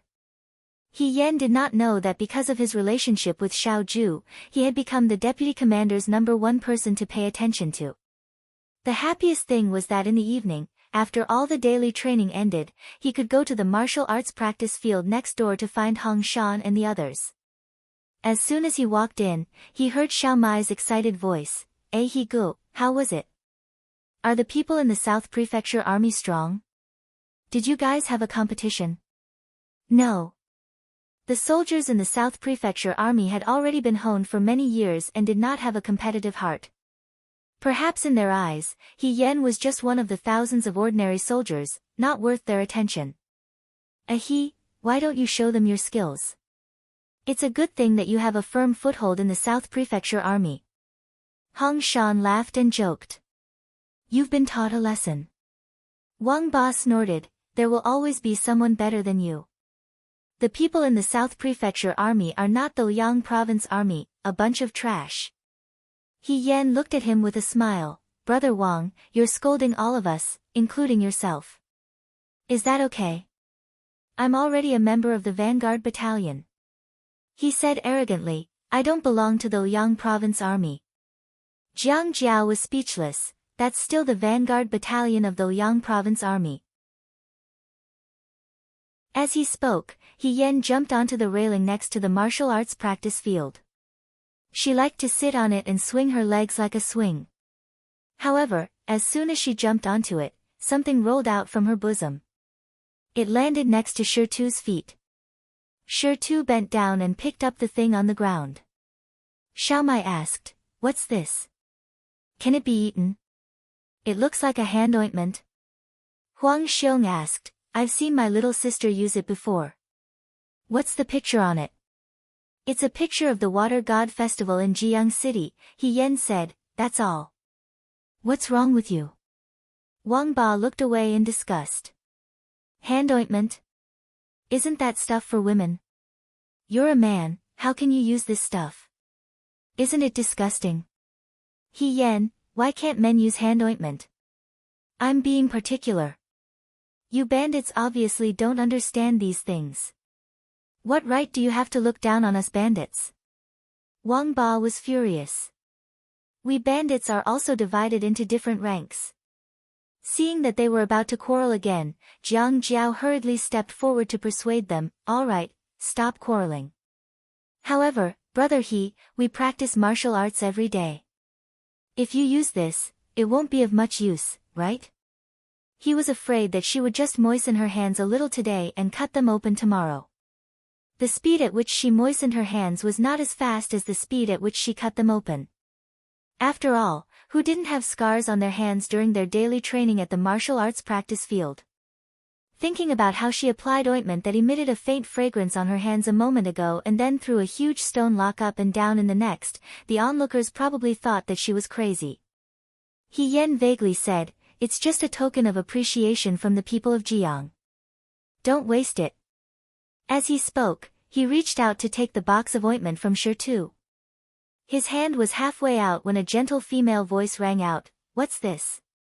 Everyone turned to look and saw that it was Shinmushue.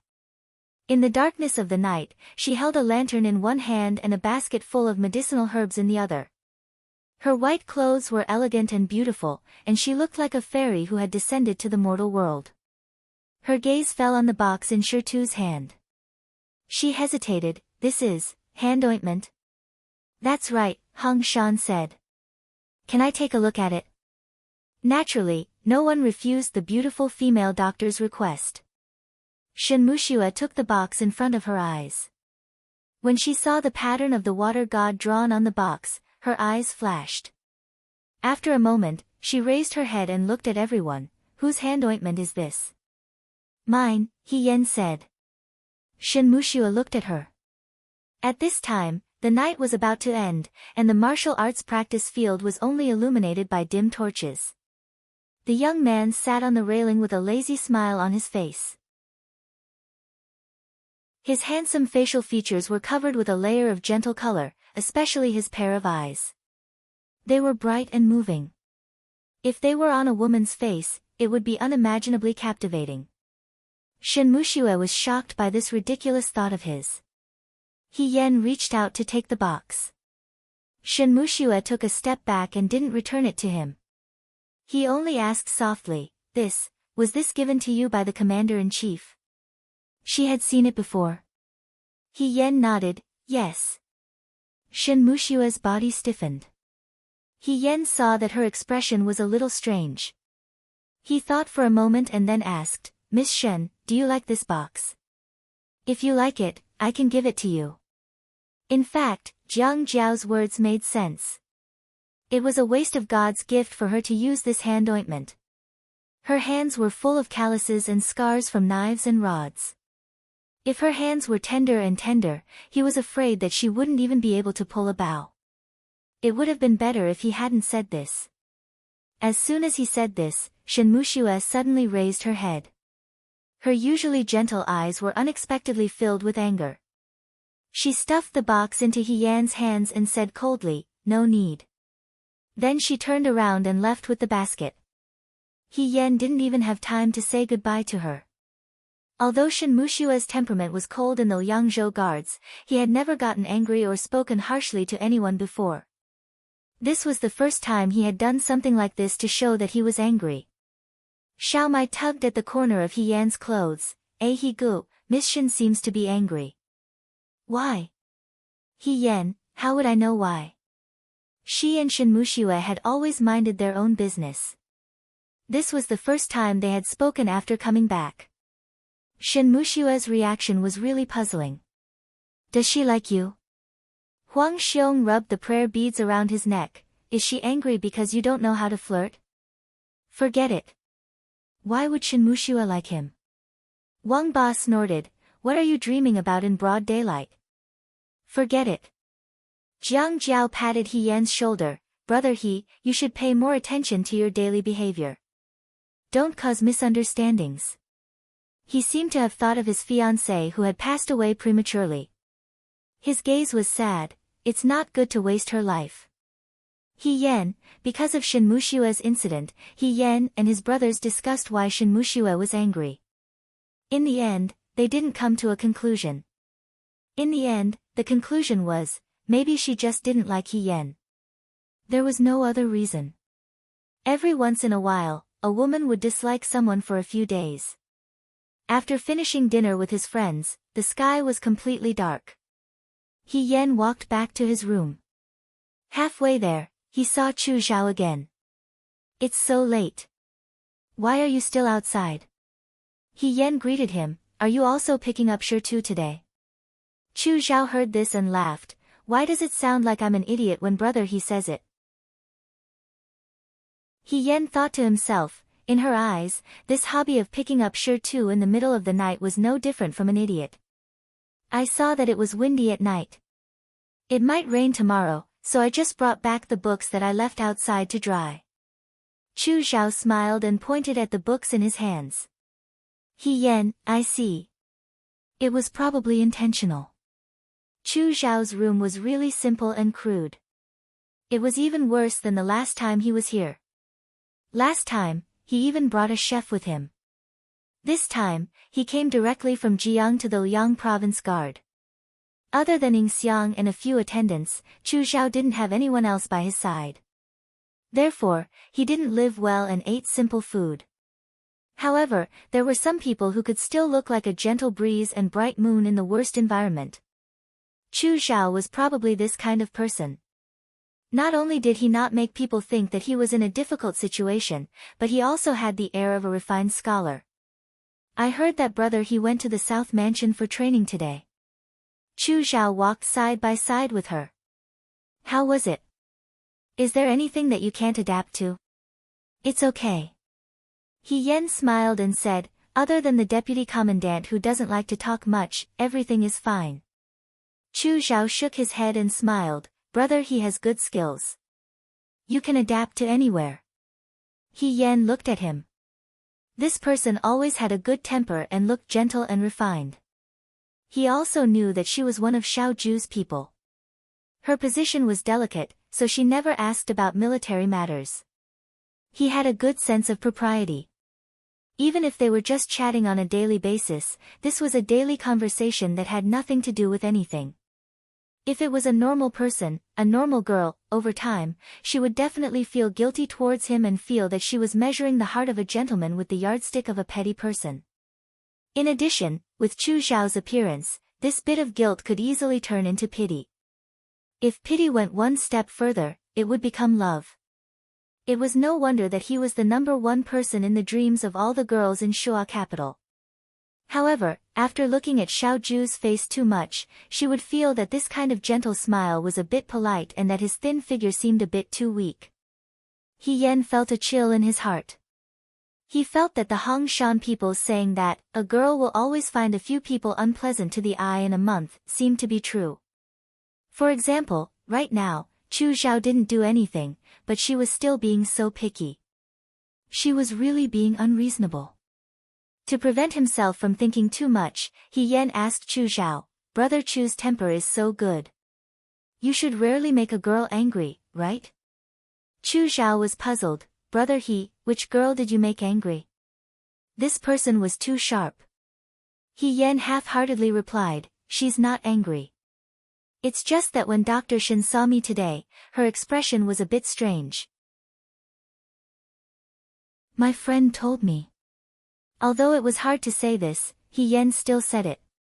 Maybe Dr. Shin admires me. Chu Zhao looked at her in a daze. After a while, he laughed out loud. He had always paid attention to his appearance. This kind of behavior was already considered out of line. After laughing for a while, Chu Zhao said, brother He, although you look very romantic and elegant now, but, He Yen was puzzled. She wasn't that bad.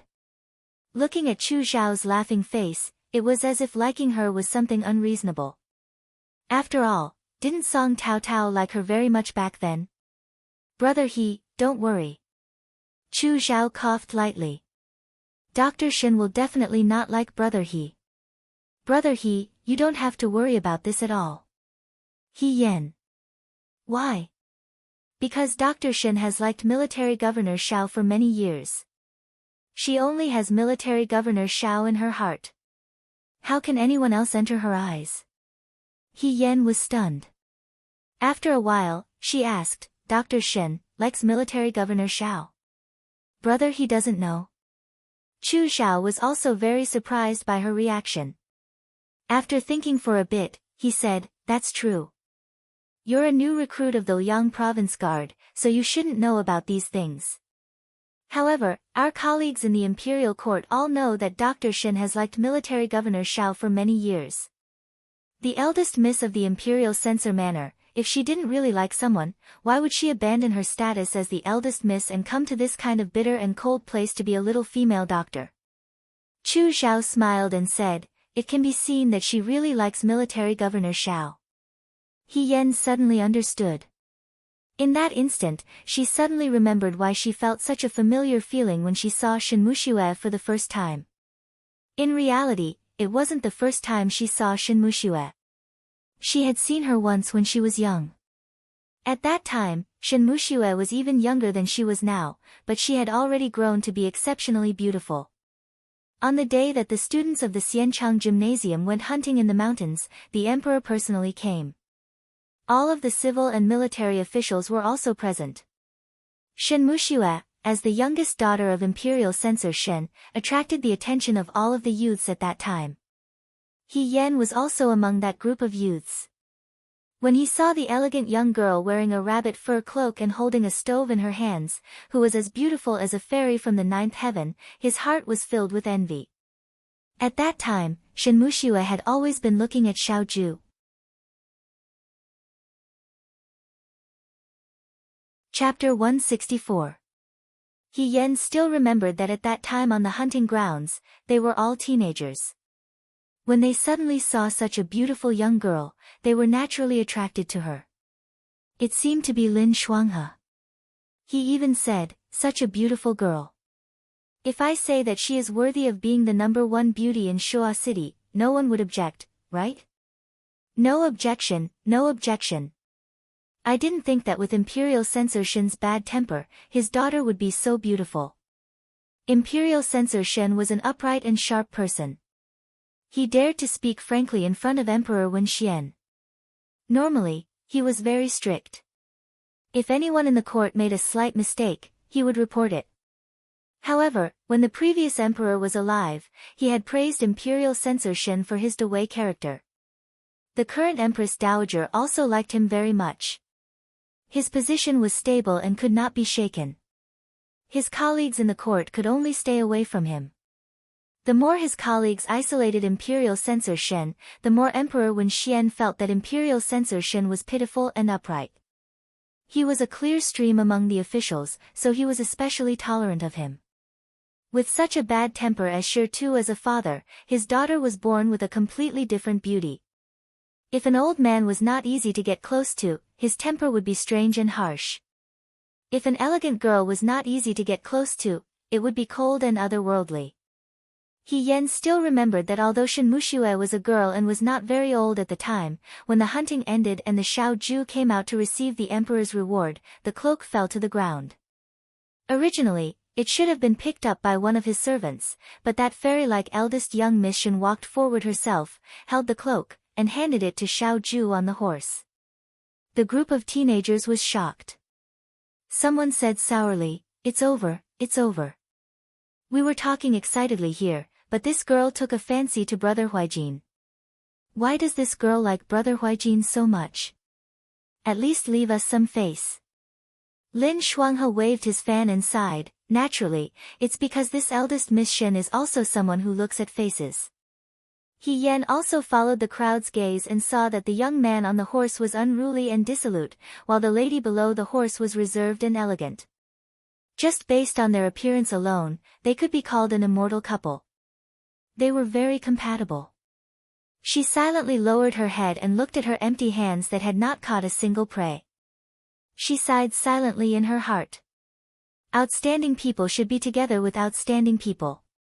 The only thing she could do was to stand far away and watch others in high spirits. "Brother He?" Chu Zhao's voice pulled He Yen back from his thoughts. He Yen regained his senses and asked, "But Miss Shen came all the way to Liangzhou. Will Censor Shen agree?" Imperial Censor Shen only had one son and one daughter. Compared to his strictness towards his eldest son, he was much more doting towards his youngest daughter. Shen Muxue looked well-behaved and well-mannered. Although He Yen did not think that it was an unforgivable sin for a woman to go to the military camp, in the eyes of most people, it was a betrayal. As an imperial censor, how could Censor Shen allow his daughter to act so recklessly? Miss Shen is determined to leave. Censor Shen can't change her mind. Besides, Chu Xiao smiled, speaking of which, when General Xiao was still alive, he had a close relationship with the Shen family. Censor Shen and General Xiao were good friends. After the Xiao family's incident, Censor Shen also helped a lot. Military Governor Xiao is young and promising. Censor Shen trusts him, and... He paused. I'm afraid that he also has some thoughts of becoming in-laws with the Xiao family. He Yan's heart skipped a beat and unconsciously retorted, how is that possible? Chu Xiao looked at her as if he didn't understand He Yan's reaction. Why is it impossible? The governor usually doesn't get close to women. He Yan pretended to be indifferent, he only cares about military affairs. From what I see, he doesn't have much contact with Shen Muxue. Xiao Ju was cold to everyone, and she never treated Shen Muxue well. You're a girl, Chu Xiao smiled, you don't understand men's thoughts. If there's such an excellent and gentle girl who doesn't say anything every day and silently accompanies him on his campaigns, even a cold-hearted person will be moved. Being moved will turn into pity, pity will turn into love. Since Governor Xiao didn't chase her away, it was because he felt pity for her. He Yan pursed her lips and didn't speak. She only felt that Chu Xiao's words were not pleasant to hear. If it were you, would you also change from pity to love? He Yan asked. Chu Xiao froze for a moment, then shook his head and said, no. Then why wouldn't you? Chu Xiao looked at her, a trace of a smile in his eyes. I don't like gentle girls. I like girls who are lively and lively. He Yan glanced at him and didn't speak. It was hard to imagine that such a gentle and quiet person like Chu Xiao would actually like lively and lively girls. The room was right in front of them. Chu Xiao smiled, I'll leave you here. Rest early tonight, you still have day training tomorrow. He Yan nodded, thanked him, and entered the room. The door was closed today. He didn't know if Xiao Ju was asleep or not. If it were any other day, He Yan would probably knock on the door and pick the lock to say a few words. However, today, she wasn't in the mood. After washing up, she lay on the bed and thought about what Chu Xiao said just now. She couldn't help but feel a little upset. Xiao Ju and Shen Muxue. She didn't think so at first, but after hearing what Chu Xiao said tonight, she suddenly realized that there were some things she had overlooked. Why was there only one female doctor in the Liang Province Guard, Shen Muxue? She had heard Shen Han call Shen Muxue Miss Shen. Those military instructors were not only grateful to Shen Muxue, but also respected her. So it was because of this. Imperial Censor Shen's daughter, General Zhao's son. Their family backgrounds were similar, their appearances were similar, and even their fathers were good friends. He Yan turned over and faced the wall. He thought bitterly that they really were a good match. The next day, it was day training again. With the experience of the first day, he was much more familiar on the second day. The day training in the Nanfu army didn't have a two-person unit. Since there were no battles, it was peaceful. In addition, the Nanfu army mostly trained in troop formations. He Yan was already familiar with troop formations. He could keep up with the changes in troop formations and never be a burden. This made Tian Lang feel a little surprised. How is it? Shen Han looked at He Yan in the troop formation and asked Tian Lang, is this kid okay? Although He Yan was now a member of the Nanfu army, he was still a member of the Liang Province Guard. Shen Han was very concerned about him. Moreover, this kid had a close relationship with Xiao Ju. Shen Han thought that he should always pay attention to He Yan. Tian Lang said, his aptitude isn't bad. Shen Han was amused. When He Yan had just arrived at the Liang Province Guard, Xiao Ju had personally judged him to be lacking in aptitude. At that time, none of the military instructors thought highly of He Yan. They thought that He Yan would be forced to be a vanguard soldier sooner or later. They didn't expect that He Yan would go the furthest now. As expected, no one could say for sure what happened on the battlefield. The other military instructors also came over. Currently, the recruits of the Liang Province Guard were resting. The Nan Fu army didn't have much time to rest, so they came over to see how He Yan was adapting. He didn't embarrass the Liang province guard. Liang Ping was very proud. He even pretended to be modest as he said, "Deputy Chief Tian, please teach this kid more in the future. Don't worry about our reputation. Teach him a lesson when you need to." Tian Lang was speechless. Ma Damei smiled and said, "Deputy Chief Tian, this young man learns very quickly. It's not that the Liang province guard is boasting. If you teach him more, he'll definitely surprise you often in the future." Tian Lang was speechless. To him, He Yan was just a recruit with decent aptitude who happened to be trusted by Xiao Ju. However, in terms of skill, there were too many outstanding people in the Nan Fu army. There was no need to mention the Nine Flags Battalion. It was just that the Liang Province Guard was located in a remote area. It wasn't easy for them to find someone like this. They worshipped him like a bodhisattva. Their foresight was still limited. While they were talking, a woman in a moon-white dress walked over from afar. There was only one woman in the Liang Province Guard. Everyone greeted her, "Miss Shen." Shen Muxue walked over. She put down the basket in her hands and said, "I picked some medicinal herbs. I've already washed and dried them. I'll have to trouble the military instructors to boil these herbs into a medicinal concoction. It's the turn of spring and summer, so each soldier can drink a spoonful to ward off the cold." Shen Han hurriedly thanked her, "Thank you for your hard work, Miss Shen." He turned around and ordered someone to take the basket away. He immediately went to boil the medicinal concoction. Shen Muxue wasn't in a hurry to leave. Instead, she looked at the soldiers who were training below the training field. Her gaze fell on the small and thin figure in the group. He Yan was mixed in with them. Although he wasn't very eye-catching, it was impossible for people to ignore him. In the past few years, she had followed Xiao Ju to many different places and met many different people. There were so many recruits coming and going, but only this one left a deep impression on her. Like the nimble wind, he was completely different from the people around him. That box of hand ointment, it was clearly just a box of ordinary ointment. She rarely liked things, so showing her desire was just a matter of convenience for Xiao Ju. However, Xiao Ju stopped her. Not long after, she found this ointment in He Yan's hands. Xiao Ju rejected her because of He Yan. For a very capable youth who might become a trusted aide in the future, it was natural for her to take care of him a little more.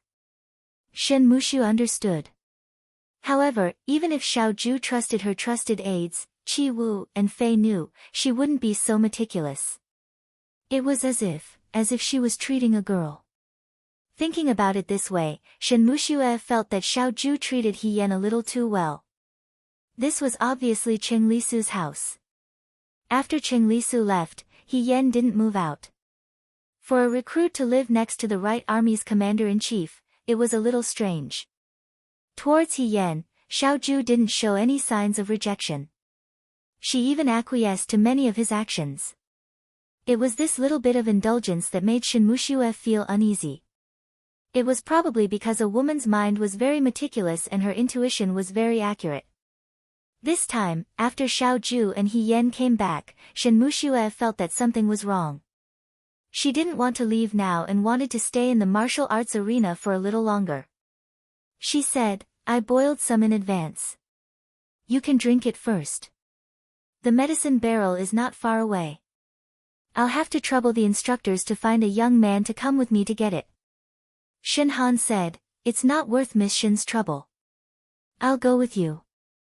After he finished speaking, he informed everyone and walked away with Shen Muxue. Looking at Shen Muxue's departing figure, Liang Ping sighed, "Miss Shen is so kind and beautiful. How can there be such a perfect woman in the world?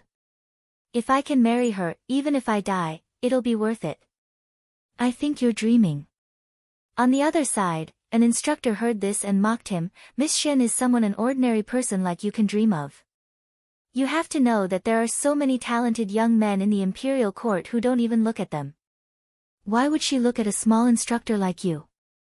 Instructor, what's wrong? Liang Ping was unconvinced. Since Miss Shen is willing to put down her status and come to a place like Liangzhou, she doesn't look down on us rough people and even boiled medicine for us to drink. It's obvious that she doesn't mind the poor and loves the rich. She's a noble and kind person.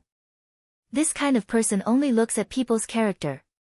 He muttered in a low voice, my character is very good. What if Ma Damei couldn't listen anymore, she didn't put down her status for you. That's right, old Shen.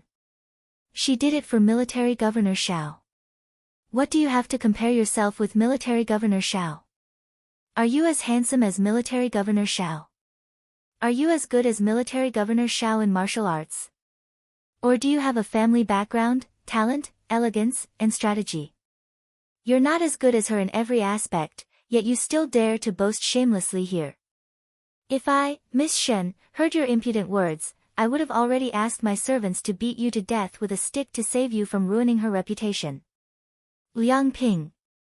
Are you still my brothers? As he spoke, he heard a piercing voice, Instructor. Everyone looked over and saw that the Nanfu soldiers were resting. He Yan immediately saw the instructors standing on the stage and came over to greet them. Perhaps it was because he wasn't considered a member of the Liang province guards anymore and his superior had become Tian Lang, so He Yan treated his former instructors more like friends. She flipped onto the stage and walked to the center of the crowd. She greeted them one by one, then asked with a smile, what were you guys talking about just now? It's so lively. We were talking about a toad among us, fantasizing about eating swan meat. One of the instructors giggled as he replied. He Yan asked curiously, what do you mean by that? We were talking about Dr. Shen, Ma Damei explained with a smile, we were saying that Dr. Shen's status is noble, her character is noble, and everyone loves her. He Yan was startled. Then, someone who didn't know the difference between life and death came closer and said mysteriously to He Yan, Brother He, do you know what Dr. Shen's background is? If this was before last night, He Yan would have been surprised. However, after learning about Shen Mushua's identity from Chu Zhao, he didn't find it strange anymore. That person wasn't someone who could keep secrets.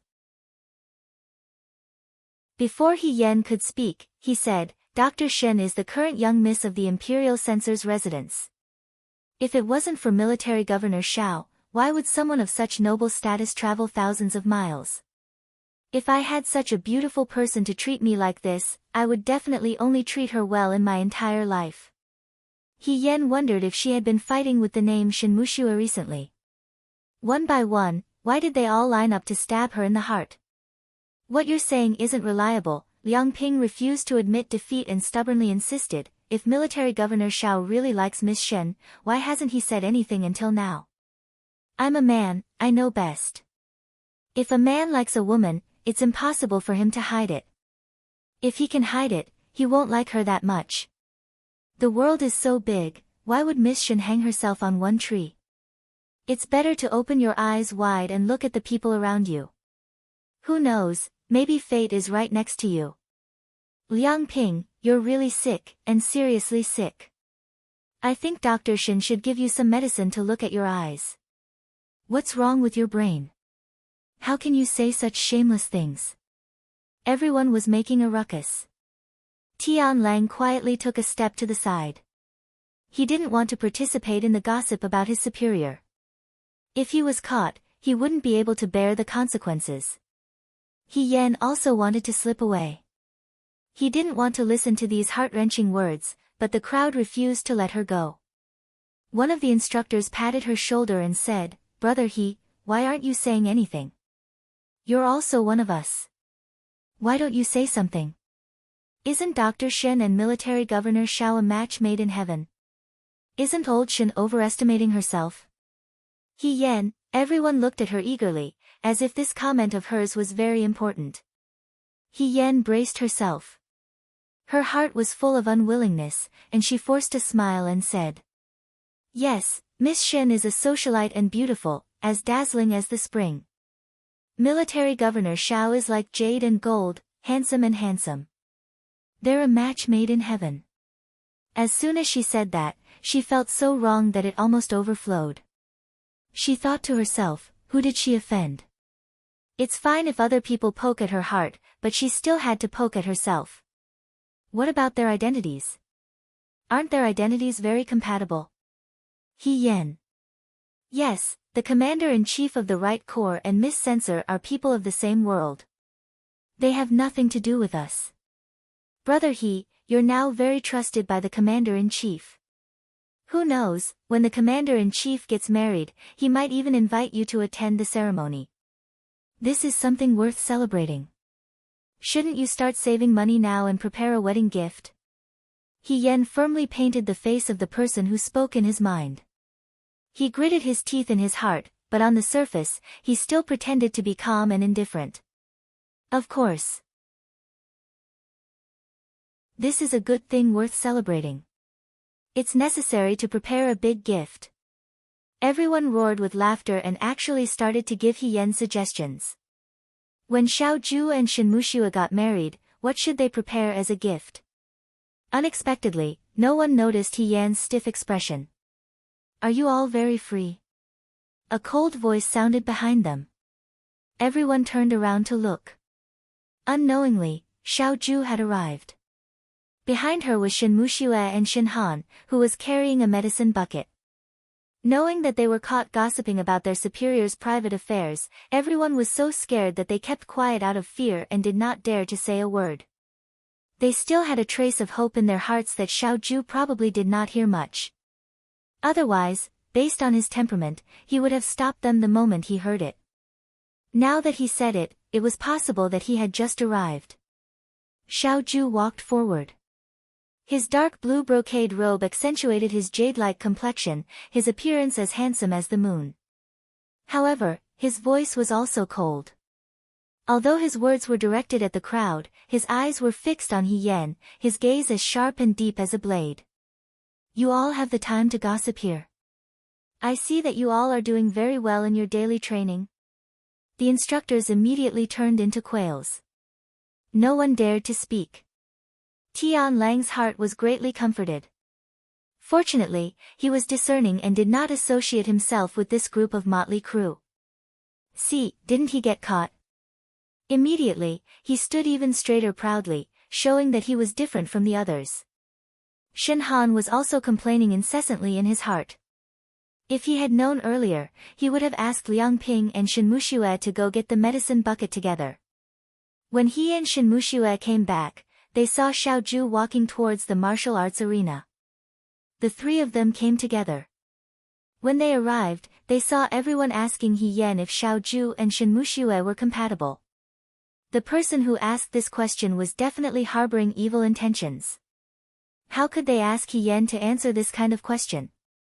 Wasn't this stabbing a knife into his heart?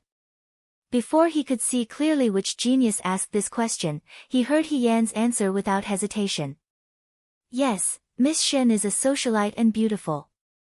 She is as dazzling as the spring. Military Governor Xiao is as beautiful as jade and as handsome as gold. They are a match made in heaven. Shinhan could immediately feel the chilliness emanating from the people around him. He carefully sneaked a glance at Xiao Ju. His expression was ugly, as if his wife had been snatched away. Shinhan beat his chest and stamped his feet in his heart. Why did he always have to encounter such embarrassing situations? He had been honest and cautious all his life and had never done anything bad. Why was it so difficult? He Yen looked at Xiao Ju. The young military governor was looking at him expressionlessly.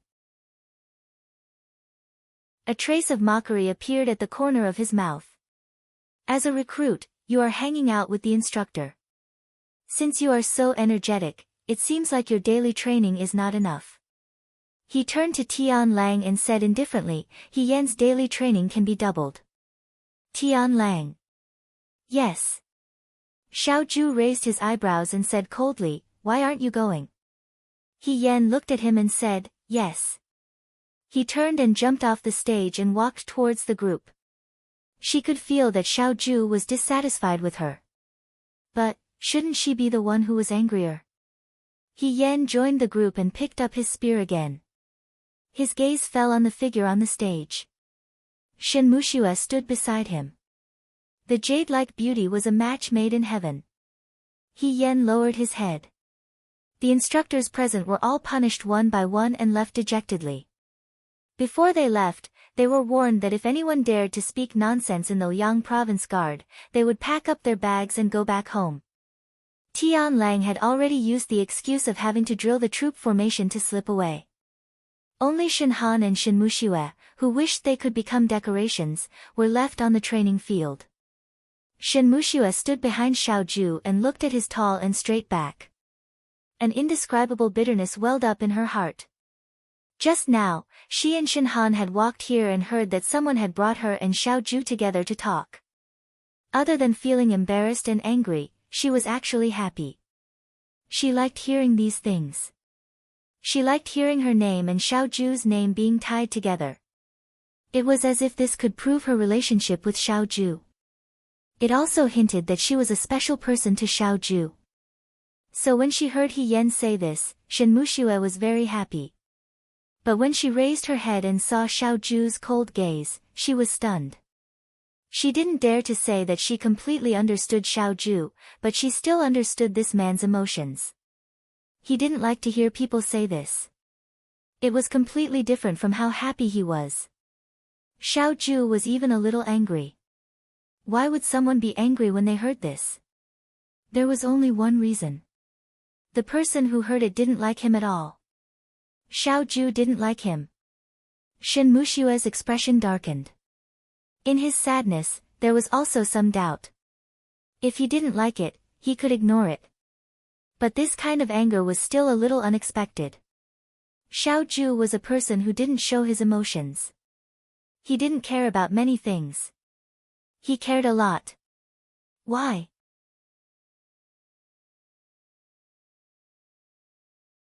Chapter 165. The sky gradually darkened. The instructors finished drinking the medicinal concoction that was prepared for them. Ever since Lin Shuanghe came to the Liang Province Guard, Lin Shuanghe was in charge of Xiaoju's medicinal concoction. Therefore, there was no one she could talk to. Shin Mushue stood there. Xiaoju was focused on the Nanfu soldiers' daily training and had no intention of talking to her. After a while, she naturally felt awkward. She was, after all, the noble daughter of the imperial censor manor. Her self-esteem was ingrained in her bones. She could give up everything to share Xiaoju's trials and tribulations. She could give up her luxurious life as the daughter of an official and come to this harsh and cold place to be a female doctor. However, she couldn't be like those girls from ordinary families, or even the servants, who could express their feelings to Xiaoju in a frank and direct manner. Shin Mushue had always hoped that as long as she stayed by Xiaoju's side, Xiaoju would one day discover her good points and tell her that they were the most compatible person in the world. This was her reserved nature. She had never worried about it. After all, in all these years, Xiaoju had many beautiful women who threw themselves at him, but he had never been moved by any of them. Xiaoju was not interested in women. But now, Shin Mushue was confused. She had a bad feeling about some things. What if Xiaoju fell in love with someone else before Xiaoju saw her good points? Shin Mushue could not imagine such a scene. She picked up the empty bamboo basket and turned to leave without saying goodbye to Xiaoju. Xiaoju did not like to be disturbed when he was training. After all these years, she had already figured out Xiaoju's preferences. "Miss Shin." Someone called out to her. Shin Mushue raised her head. The man in front of her was wearing a wide-sleeved robe. He smiled and pointed forward. "If you keep walking with your head down, you'll bump into Shi too." Not far away, there was a huge rock. The new recruits of the Liang Province Guard often liked to grind their swords on this huge rock and slash randomly. Now, it was full of bumps and hollows, and there were even people who had carved a mess of curses on it. She was so distracted earlier that she didn't even notice such a large piece of Shi too. If it weren't for Chu Zhao's reminder, she would have bumped into it. Shin Mushue stopped and bowed to Chu Zhao. "Fourth young Master Chu." She knew that Xiao Zhu and Chu Xiao had different standpoints. After all, Chu Xiao was Prime Minister Su's favorite student. It was just that Chu Xiao was born with good looks and a gentle temperament, so it was very difficult for ordinary women to have any ill feelings towards him. Shen Muxue was the same. When they met on a daily basis, he never lost his manners. Miss Shen seems to have something on her mind. Chu Xiao smiled. Are you worried about Military Governor Xiao? Shen Muxue was startled. She instantly panicked, as if someone had seen through her thoughts. However, she quickly calmed down and quietly said, "It's nothing. I'm just thinking about the medicinal theory in the medical book I read today." Fourth young Master Chu is overthinking it. Chu Xiao nodded and was about to continue walking forward. The instant they passed each other, Shen Muxue's heart stirred. She suddenly asked, "Fourth young Master Chu seems to be on good terms with a new recruit of the Liang Province Guard named He Yan?" Shen Muxue had seen Chu Xiao and He Yan talk a few times. Although Chu Xiao was normally amiable and approachable, never putting on the airs of a young master from an official's family, he was definitely not an enthusiastic and talkative person. In the Liang Province Guard, apart from talking to that excessively beautiful servant girl, he didn't have much interaction with anyone else. However, when he talked to He Yan, his attitude was very cordial. "Brother He?" Chu Xiao paused. "Brother He is a good friend of mine in the Liang Province Guard." Why is Miss Shen looking for him? Since he admitted it so directly, Shen Muxue didn't know what to ask. After a moment, she looked towards Chu Xiao. "When the Yudo sent troops to Jiang, I heard that fourth young Master Chu was also there. He even stayed with the governor and the others at the Middle Cavalry Daren's residence. Fourth young Master Chu is also a good friend of He Yan. Presumably, you know quite a bit about He Yan." Chu Xiao quietly listened to her speak. Shen Muxue hesitated for a moment before asking, "How is the governor's relationship with He Yan? Do they get along well?" Miss Shen's question is a bit strange. Chu Xiao's gaze swept past the woman in front of him. Shen Muxue nervously tugged at the corner of her skirt. Chu Xiao smiled. "Brother He is very skilled and straightforward. Military Governor Xiao trusts him a lot. Miss Shen should know better than anyone that Military Governor Xiao is definitely not someone who is easy to get close to. However, Brother He is not an ordinary person. He seems to have easily opened Military Governor Xiao's heart. Rather than saying that they are a master and a trusted subordinate, I think that Military Governor Xiao and Brother He are more like friends." "Friends?" Shen Muxue's voice became slightly sharp for a moment. She frowned. How can the governor of the Right Corps and a new recruit be friends with such a big difference in status? Chu Xiao smiled. Miss Shen's words are wrong. When making friends, one should follow one's heart. Age, status, and position are not important. How can there be a difference in status between friends? Military Governor Xiao has always treated Brother He very well. When they were in Jiang, the two of them shared a room and ate at the same table. Military Governor Xiao even bought clothes for Brother He. It's a bit too far-fetched to say that they are superior and subordinate. Shen Muxue was secretly shocked when she heard that. Xiao Zhu loved cleanliness and was a loner. Eating at the same table with others was already the limit. Sharing a room? She found it hard to imagine that he even bought clothes for He Yan. When did he ever care about other people's trivial matters? Chu Xiao stared into Shen Muxue's eyes. Miss Shen, what are you worried about? Shen Muxue met his thoughtful gaze and couldn't help but take a step back. She subconsciously shook her head and denied. Nothing. Miss Shen, you are a woman. Since you can travel thousands of miles from Shuajing to Yangzhou, you should be a determined, brave, and magnanimous person. Why are you scared about this matter? Shen Muxue pursed her lips and didn't say anything. I can roughly understand what Miss Shen is worried about. Brother He is my good friend, so I can't say too much. However, I also admire Miss Shen's intentions. So, If Miss Shen really can't let it go, why don't you personally investigate? Sometimes, he said faintly, people should trust their own instincts. Especially, women. Shen Muxue raised her head. The man in front of her was still smiling. His gaze was gentle and caring, but it made her feel a faint chill. I don't understand what fourth young Master Chu is talking about. She frowned and tightened her grip on the basket in her hand. She quickly walked around Chu Zhao. I have to go back and concoct the medicinal ingredients. Fourth young Master Chu, goodbye.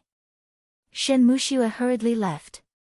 Looking at her back, she seemed a bit embarrassed. Chu Zhao looked at her back and the smile on his face disappeared. After a while, he lowered his head and muttered to himself, it's getting more and more interesting. Shen Muxue, he muttered, Xiao Huijin, which one will you choose?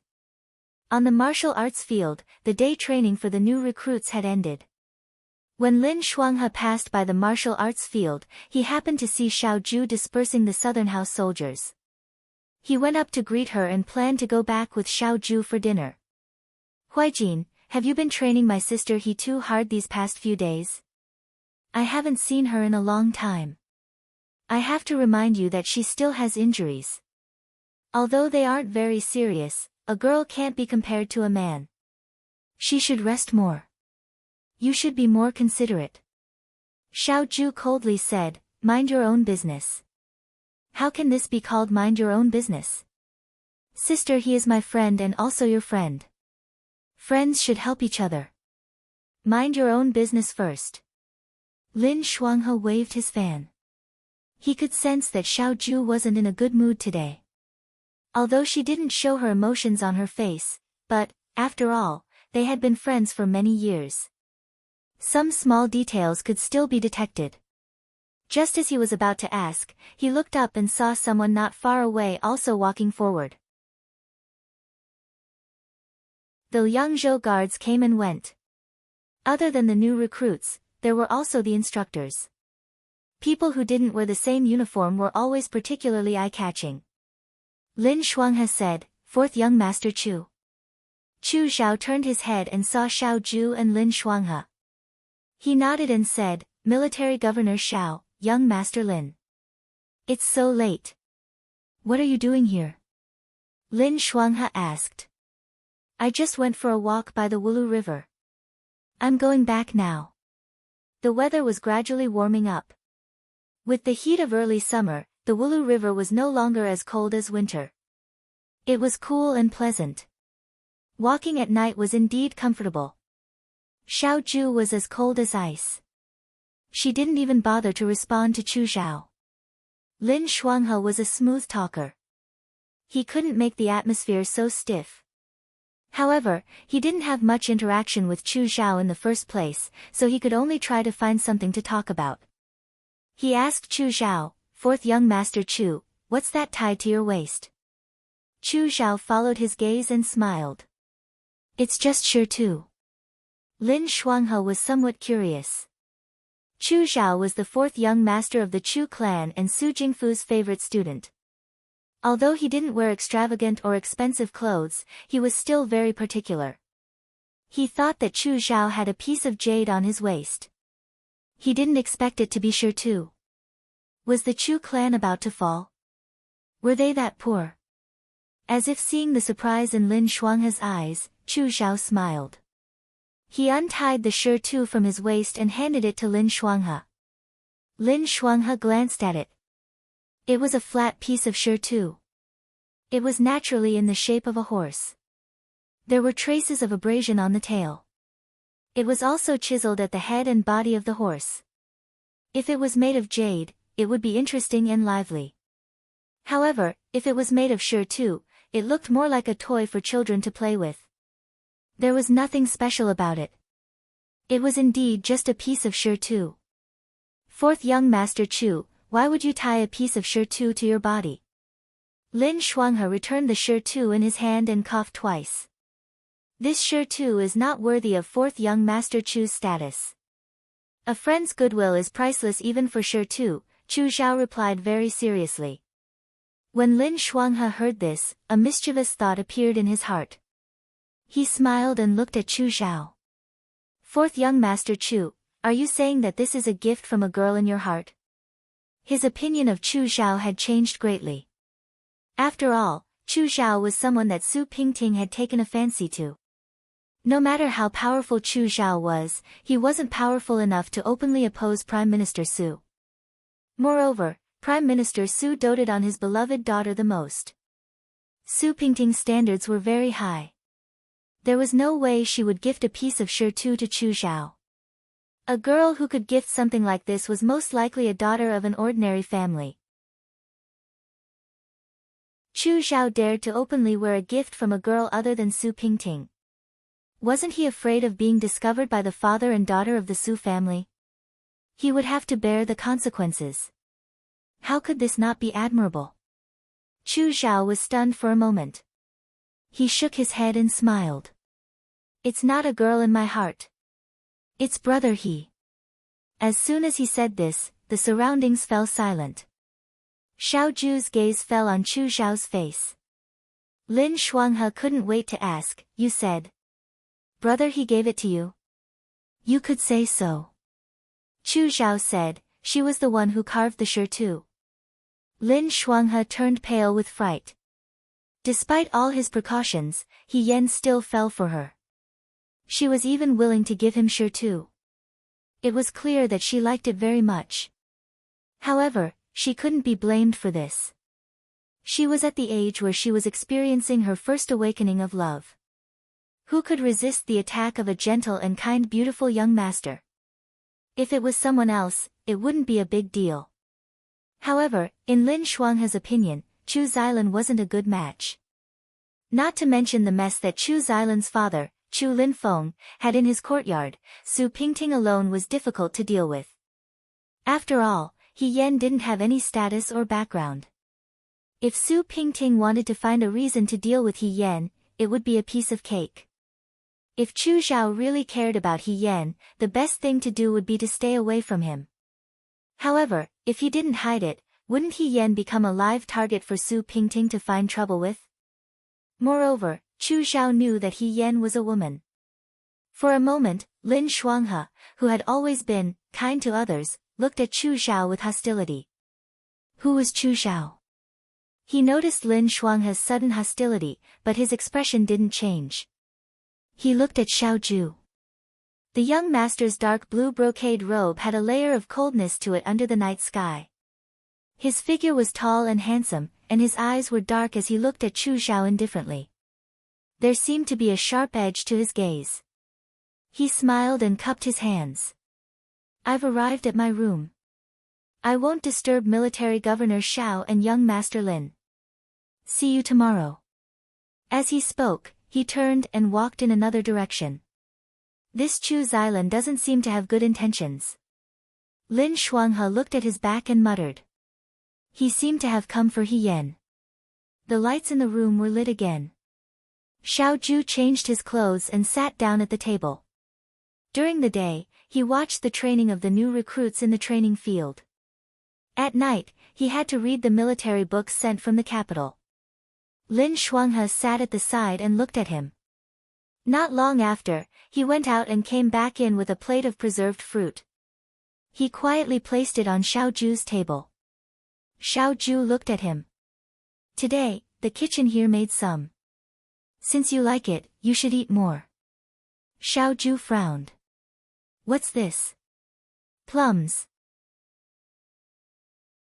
Lin Shuanghe slapped his thigh and said seriously, don't you like to eat sour things? These were just picked and haven't been pickled yet. They're as sour as you want them to be. After a moment of silence, Xiao Ju said, take them away. Lin Shuanghe stood up straight and waved his fan. I'm not leaving. Xiao Huijin, Chu Xilan has already said so. How can you sit still? If you don't act now, Chu Xilan will kidnap Mimi He. It's only a matter of time. The young man replied indifferently, it has nothing to do with me. You, me, and Mimi He went through life and death together in Jiang City. Even if we don't have feelings for each other, we still have loyalty. You and I both know what kind of person Chu Xilan is. We're all men. Even a fool can see what he wants. Chu Xilan can't get rid of Su Pingting, but he wants Mimi He to keep thinking about him. You don't know this, but when I was in Jiang, Mimi He loved Chu Xilan but couldn't get him. She even told me that she doesn't want to get married in this lifetime. Tell me, how much sin has this person committed? Xiao Ju lowered her eyes. Her gaze flickered, but she didn't stop Lin Shuanghe from continuing. He doesn't have the ability to marry her, but he still wants to seduce her. I think this person's conduct is improper. Lin Shuanghe said, my Mimi He is a bit stupid, but she's skilled and loyal. She's also pretty. Other than her family background being a bit ordinary, she's no worse than anyone else. She's such a good girl. We can't let Chu Xilan ruin her. Other than me, you're the only one in the Yangzhou guards who can compete with Chu Xilan. Go and lure Mimi He back. Then we can discuss this matter at length. Xiao Ju sneered. What kind of person do you think I am? I know. You've been wronged. Lin Shuanghe patted his friend's shoulder. But think about it. If Chu Xilan continues to be so unscrupulous, sooner or later, something will happen. Don't you dare say that Su Pingting doesn't have people by his side. Once the news gets back, Mimi He will be in big trouble. I can't just stand by and watch. You can't either. In any case, you two used to pretend to be husband and wife. How can you be so heartless? The more he spoke, the more he went overboard. Xiao Ju said, if you say any more nonsense, I'll have someone send you back to Shuajing tomorrow. Lin Shuanghe choked and sighed. I've said everything I need to say. If you don't do anything, I will. I can't let Su Pingting bully my Mimi He for nothing. After he finished speaking, he waved his hand and left. The room quieted down again. Xiao Ju's gaze fell on the plate of green plums on the table. Suddenly, she felt a little irritated. The pen in her hand paused and actually broke into two pieces. The next moment, there was a rustling sound from the central door. The door was unlocked with a click. The door was already open, but the other party still pretended to knock on the door. Commander-in-Chief, may I come in? Xiao Ju, if you don't say anything, I'll take it as a yes. The person said very naturally and pushed the door open. As soon as he entered, he was met with Xiao Ju's cold gaze. Cough. He Yen stood up straight. Commander-in-Chief, you're in the room. Why didn't you say anything? I thought you weren't here. Xiao Ju, what's the matter? I'm here to ask you. He Yen said seriously, when I train tomorrow, will it be the same as today's training, or will it be the same as before? Although he had offended Xiao Ju today and was angry, Xiao Ju was still his superior. He Yen still had to take the initiative to ask. If you have enough stamina, you can even increase it by 5 times. Why did it sound like her anger had not subsided and was getting worse? He Yen thought for a while and felt that it was better not to provoke Xiao Ju today. He nodded. I understand. Commander-in-Chief, rest early. I still have something to do, so I won't disturb you. After he finished speaking, he was about to leave. Are you very busy? Xiao Ju sneered. What is it? 4th young Master Chu wants me to look for him tonight. He said that he has something important to tell me. He Yen said, it should be about time. She said this nervously. In fact, He Yen was not sure what Chu Xiao wanted to talk to her about. When Ing Xiang came, he said it in a very serious manner, so no one dared to underestimate him. Xiao Ju looked up at him. Under the light, the young commander-in-chief was unbelievably handsome. His clothes were loose, and his skin was like jade. However, his eyes were like a cold lake that had been frozen for 3 years. His gaze was so sharp that it made people feel afraid. His voice was very calm, but there was a slight hint of anger. You're not allowed to go.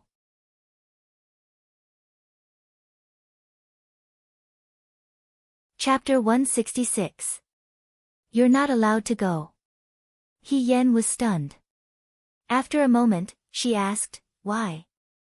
Xiao Ju looked at her and curved her lips. Her tone was as sarcastic as ever. Chu Xilan is one of Su Jingfu's people. He has ulterior motives for staying in the Liang province guard. You're too close to a spy. Do you also want to become one of Su Jingfu's people? This was a serious accusation. He Yan repeatedly denied it. I'm not. Xiao Ju snorted coldly and ignored her. Commander-in-Chief, of course I know that fourth young Master Chu has a special identity. He Yan's attitude was very sincere. I promise that the things we talk about on a daily basis do not involve any of the secrets of the Liang Province Guard. Furthermore, I don't know any of the secrets of the Liang Province Guard. If fourth young Master Chu really has the intention of probing military affairs, I will avoid him. In her previous life, she was especially sensitive in this aspect. Xiao Ju really didn't need to worry about this. Furthermore, He Yan continued, if he really has ulterior motives for staying in the Liang Province Guard, I might be able to get some information out of him by getting close to him like this. It'll be beneficial to us. Xiao Ju glanced at her, you're so stupid. I'm afraid that before you can get anything out of him, you'll be exposed first. He Yan, perhaps Jiang Jiao was wrong. There were more than just women in the world. Men also had a period of time every month when they were extremely irritable and didn't like anyone. In any case, Xiao Ju wouldn't let her go today. He Yan sighed inwardly and could only say, all right, Commander-in-Chief, then I won't go look for him. However, I still need to inform fourth young Master Chu's servant girl. Otherwise, it wouldn't be good to miss an appointment for no reason. Ying Xiang had spoken very seriously when she came. She hoped that there really wasn't anything urgent. Xiao Ju's expression was calm, no need. In any case, you won't be seeing each other in the future. He Yan, Xiao Ju was a very straightforward person. It was getting late. Ying Xiang came in from outside and closed the door. She walked to the man in front of the window and said in a low voice, fourth young master, the light in Miss He's room is off. He should be resting. When Chu Zhao heard this, he didn't look angry. He just shook his head and smiled. As expected. It should be military governor Xiao who didn't allow it. Ying Xiang said, but he didn't even give us a heads up before breaking the appointment, that's really, don't worry. Chu Zhao looked at the thrush hanging in the birdcage in front of the window. The bitter cold land actually became much more beautiful because of him, as if he had returned to the bustling countryside of Shuajing. He teased the bird for a while, then turned around and said, the more nervous Xiao Huijin is, the more it proves one thing. He Yan is very different to him. The lamp on the table swayed gently, and his voice disappeared into the darkness. She will become Xiao Huijin's weakness. The next day, He Yan went to the practice field for his daily training as usual. Xiao Ju was also present. Because Xiao Ju's mood was truly abnormal these past few days, He Yan didn't dare to slack off and trained especially hard. When it was noon and it was almost time to rest, suddenly, Shen Han and a few others hurriedly ran over from the Liangzhou Guard recruits. They ran to Xiao Ju's side and said, Governor, people from the capital have come. These words were a bit loud, but the southern mansion soldiers didn't move. He Yan felt that it was a bit strange. Why would the capital suddenly come to the Liangzhou Guard? Ever since they chased away Raida Muzi's Yudo last time, the Liangzhou Guard had lived peacefully for half a year. Now that people from the capital had come, could it be that something big had happened? Xiao Ju had Tian Lang continue to train the new recruits while she followed Shen Han to the other side. After a while, Shen Han and Xiao Ju reappeared, followed by a large group of people. The leader was a eunuch wearing palace robes. He held a horsetail whisk in his hand and smiled kindly. Xiao Ju indicated to Tian Lang, and Tian Lang immediately had the southern mansion soldiers stop their daily training. The kind-looking eunuch took a step forward and said with a smile, which one of you is He Yan? He Yan, who was called out, was startled. He stood up and saluted, this one is indeed He Yan. The eunuch looked He Yen up and down. His gaze made one's hair stand on end. He Yen wasn't unfamiliar with this scene. He had experienced it before. He was immediately shocked. Could it be? The next moment, the eunuch said, His Majesty has an imperial edict. Young Master He, please accept it. He Yen respectfully knelt down. He saw the person in front of him open the bright yellow imperial edict scroll and said in a long voice, By the will of the heavens, His Majesty summons, He Yen of the Liangzhou Guard. He is loyal, brave, and skilled in battle. He has repeatedly performed miraculous feats in the war at Yuto. I hereby confer upon him the title of Muan Lang and give him a crown. I hereby announce this to the world. By the Emperor. He Yen was startled. Muan Lang. Seeing that he didn't move, the eunuch reminded him, Young Master He. Why aren't you accepting the edict and thanking him? He Yen hurriedly kowtowed and accepted the edict. He was still puzzled. Why would His Majesty reward him at this juncture? On the surface, it seemed to be because of the Liangzhou Guard's war at Yuto and Jiang City. However, how did the palace find out about this? Xiao Ju probably wouldn't say anything. Even if it was Mu Hongjin, she would only tell him the truth. His Majesty wouldn't pay attention to a minor character like him, especially since he wasn't the main character in these two wars. Before he could clear his doubts, the eunuch smiled and cupped his hands at He Yen. Congratulations, congratulations. Young Master He is so young and promising. Your future will be limitless. He Yen smiled and returned his greeting. He looked at Xiao Ju. Xiao Ju's brows were slightly furrowed. She didn't seem to be happy with the current situation. He Yen understood that this matter was probably beyond Xiao Ju's expectations. Of course, the people from the capital wouldn't be here just to reward him. The main reason was to reward Xiao Ju, the main general. He rewarded her by carrying boxes of goods into the Liangzhou Guard. The soldiers of the southern prefecture were strictly trained.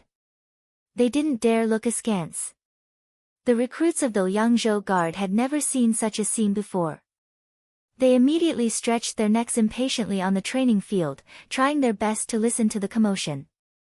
When Xiao Ju followed the palace people to the guard station to speak, the recruits of the Liangzhou Guard all rushed over with a whoosh.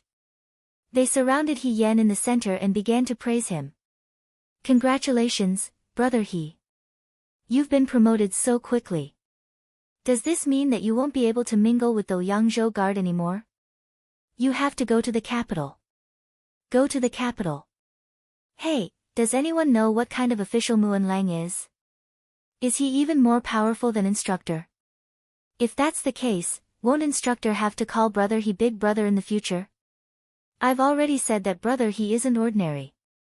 When I first saw brother He, I knew that brother He wasn't an ordinary person. It was only a matter of time before he became outstanding. Bah, don't give me advice after the fact. The crowd was so crowded that He Yen couldn't even finish a sentence. It was only when Hong Shan saw that the situation wasn't good that he pulled her out of the crowd and ran wildly. When they reached the riverside, there were fewer people around them. Xiao Mai and the others also caught up. Only then did He Yen have a gap. Congratulations. Hong Shan laughed loudly, you've finally gotten what you wanted. You've already completed half of your path to success. Huang Xiong twirled the prayer beads around his neck, it's already very fast. What kind of bullshit luck is this? Wang Ba wasn't satisfied, did you feed the higher-ups some kind of bewitching potion? Jiang Jiao smiled, brother He fought for this step by step. In a place like Jiang, one mistake and you'll lose your life. Since you're willing to risk everything, you deserve this kind of reward. But, Xiao Mai looked at He Yen, He Gu doesn't seem very happy. Everyone looked at He Yen. When the Liangzhou Guards were fighting for the flag, He Yen acted as if he couldn't wait to immediately enter the 9 Flags Battalion and make a name for himself. Now that he was promoted to an official, he didn't seem happy at all. In fact, he even looked a little worried. Shi Tu asked, what happened?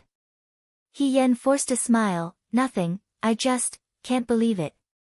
Ha, Wang Ba sneered, this is called a beggar who picked up money and went crazy with joy. What's there to be unhappy about? Don't be so pretentious. He Yan didn't say anything. In fact, she wasn't unhappy. She just felt a little strange. When she was Hirufei, in her previous life, she relied on herself to fight for her merits step by step.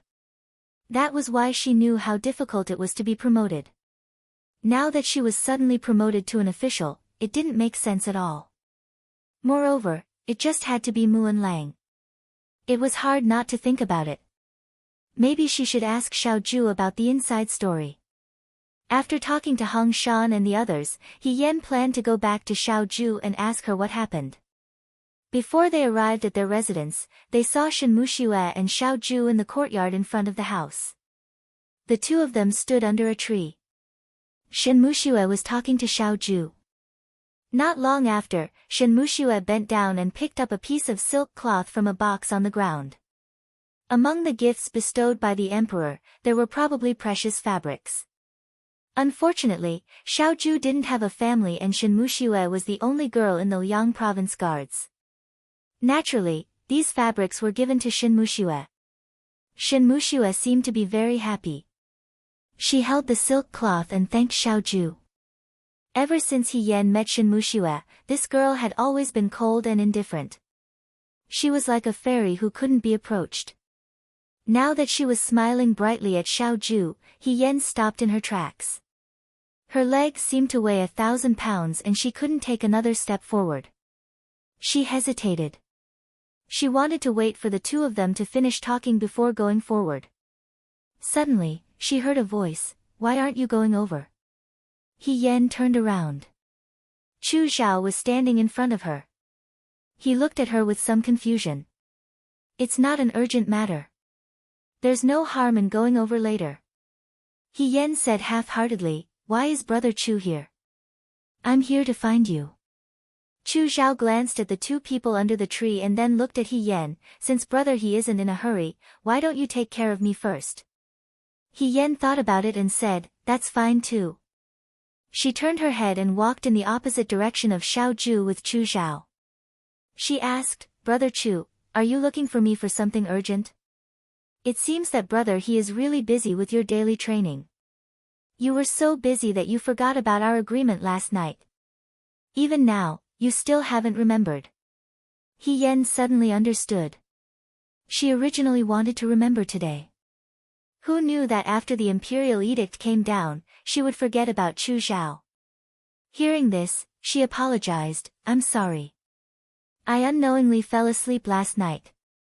Today, I wanted to apologize to you, but it's just a joke." "Don't take it to heart," Chu Zhao smiled, "you're going to be an official today. Of course, you should be happy."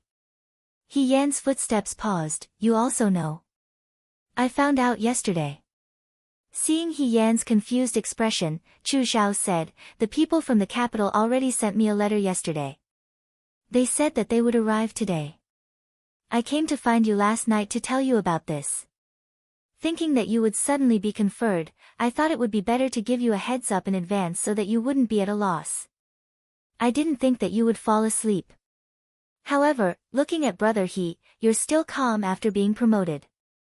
It seems that I worried too much. You said that the people from the capital sent you a letter yesterday?" He Yan looked at him. "Why did they tell you?"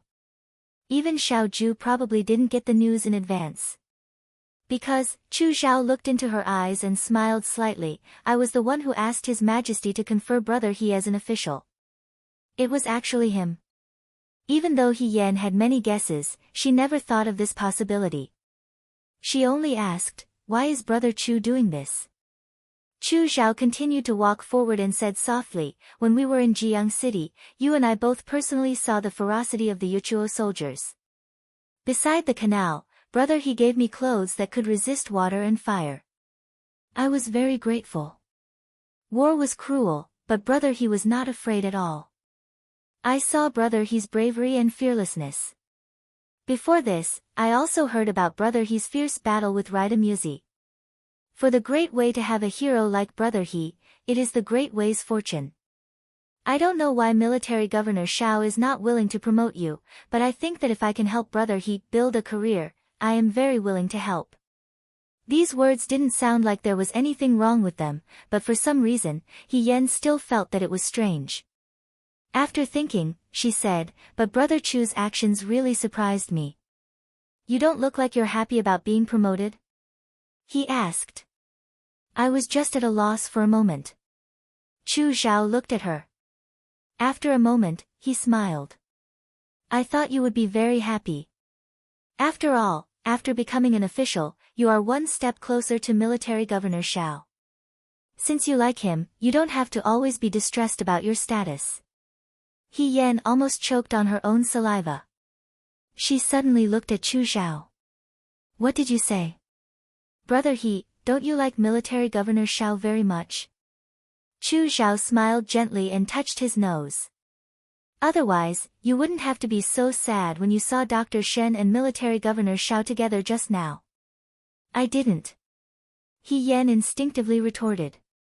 Chu Zhao smiled but didn't say anything. He didn't force her to answer, but he also didn't go along with her words. For a moment, He Yen was very depressed. She wondered if she had missed many details in the past few days. How could she see clearly all of them?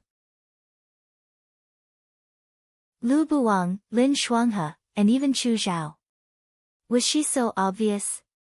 She had clearly been very restrained, polite, and cautious. Chu Zhao looked into the distance.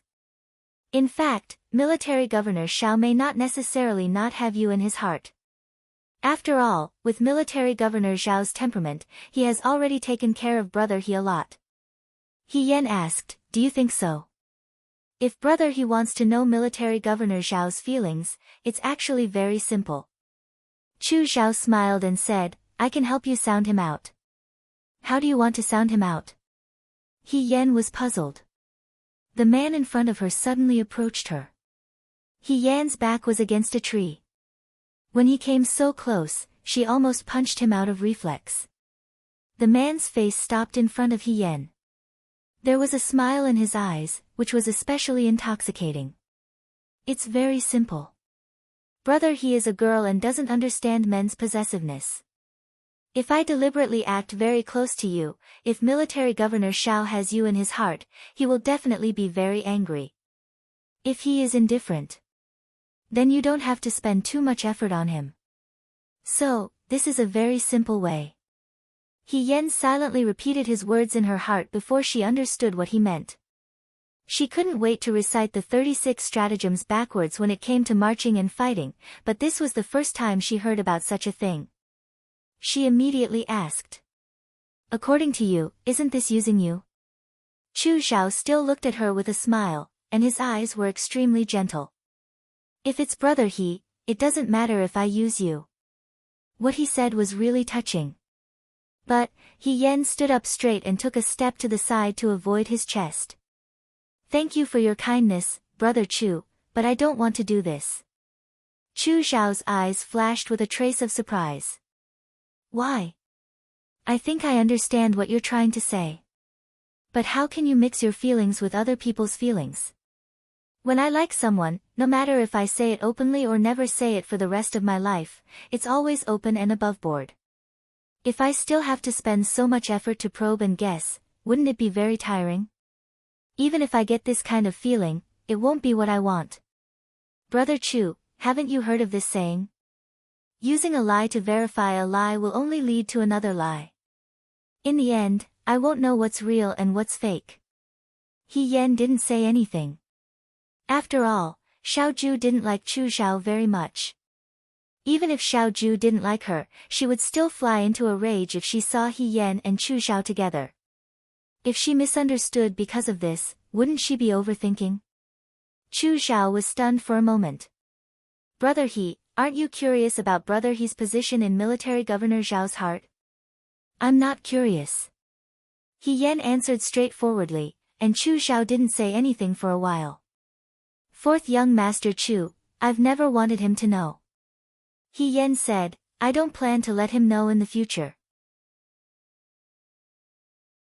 So, I appreciate your kindness. You don't want to be with him?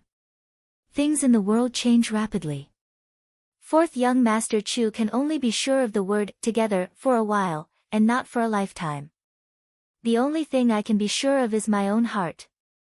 Chu Zhao looked at He Yan, and his lips moved as if he wanted to say something, but in the end, he didn't say anything. After a moment, he recovered his previous smile. Since this is Brother He's intention, I can't make a decision on my own. However, what I said just now will always be valid. If Brother He changes his mind one day and wants to use me, I won't refuse. He Yan also smiled, and his tone was especially firm. That day won't come. He Yan's figure gradually disappeared into the distance. Ying Xiang walked out of the room and said softly, "Fourth young master." Chu Zhao looked at his hands. They were empty. He clicked his tongue and said, "He actually refused. Miss, he doesn't plan to let military governor Xiao know about his feelings." Ying Xiang sighed. He doesn't want to make things difficult for military governor Xiao. Chu Zhao smiled faintly. There's actually such a stupid woman in the world. She doesn't want to fight for it, nor does she want to be with it. She's guarding an unseen and untouchable feeling, and she thinks that it's the most noble thing in the world. Ridiculous. This made him think of Yi Runmei. She was the same. Women who sacrificed themselves for love were all so stupid that people looked down on them. Ying Xiang looked down and didn't say anything. After a while, she heard Chu Zhao say, "Let's go." He Yan slowly walked back. She never thought that it would be Chu Zhao who asked Emperor Wen Xian to make her an official. The reasons Chu Zhao gave her sounded very reasonable. If He Yan was really a new recruit who didn't know anything and suddenly received the title, he would probably be wild with joy. Even if he had any prejudices or suspicions towards Chu Zhao, they would instantly vanish into thin air. He would even blame himself in his heart for measuring the heart of a gentleman with the yardstick of a villain. However, she wasn't a new recruit who didn't know anything. She was Fei Hong, who was very familiar with military affairs. Therefore, He Yan knew better than anyone else that Muan Lang was just an official without any real power. It sounded like a fourth-ranked official, but in reality, she couldn't mobilize any soldiers. In her previous life, she couldn't rely on anyone and could only start as a new recruit. She didn't know how many merits she sold to her superiors to get a small official position. Her small official position gradually rose until no one could hide her merits. Finally, she was valued by the emperor. But now, she seemed to have reached the heavens in a single step. In reality, she didn't have as much power as a centurion. If Chu Zhao only asked for a title from the emperor, and the emperor himself decided what official he wanted, then this matter was still fine. But if the position of Muan Lang was personally proposed by Chu Zhao, then there was a deeper meaning behind it. He asked for a title for himself, but he asked for an official position without any real power. What exactly was he scheming? In the room, Fei Nu and Lin Shuanghe stood and looked at the person standing in front of the window. Mai He Mimi became an official. Lin Shuanghe was confused. Didn't you say that you have to wait until you return to Shuajing to see the emperor? What's going on? Young Master Lin, Fei Nu couldn't help but say, this time, it was fourth young Master Chu who asked for a title from the emperor. Chu Xilan. Lin Shuanghe frowned.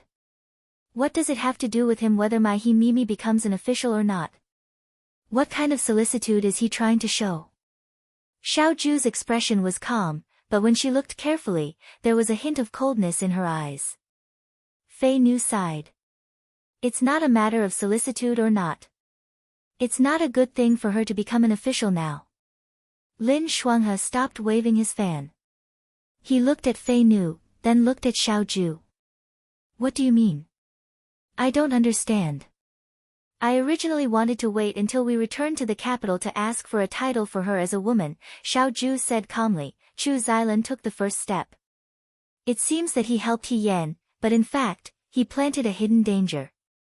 One day in the future, He Yan's identity will be exposed. He will be guilty of deceiving the emperor, and his family will be implicated. Lin Shuanghe sucked in a breath of cold air. He stammered, "No, it can't be. Didn't Chu Xilan already know about Mimi's identity as a woman? It's been such a long time. Didn't he keep it a secret?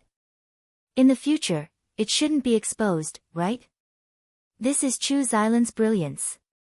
Xiao Ju sneered. "He only wanted to deal with me. He Yan was just a tool that could be used." Chu Xiao did keep it a secret for He Yan. He didn't announce He Yan's identity to the world, but he turned around and asked for a title for He Yan. He successfully turned He Yan's identity into a trap. If this didn't happen, He Yan's identity as a woman would be revealed one day. He could use all kinds of reasons to deal with it. But after the emperor rewarded him and made him an official, it would be different. He Yan would become the best knife to stab Xiao Ju in the heart. This was Chu Xilan's plan.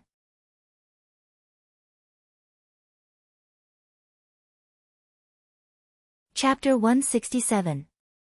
The door was right in front of him. He Yan hesitated for a moment. In the end, he did not enter his own room. Instead, he walked to Xiao Ju's door and gently knocked on it. After a while, he heard Xiao Ju's voice. "Come in." The door was not locked. He Yan opened the door and poked his head in. There was no one else in the room. Only Xiao Ju was standing. He had already changed into his inner clothes and was probably going to rest. He Yan hesitated for a moment. "Commander-in-Chief, are you going to rest? What's the matter?" He Yan entered the room and closed the door behind him. When she walked in, she didn't know what to say for a moment.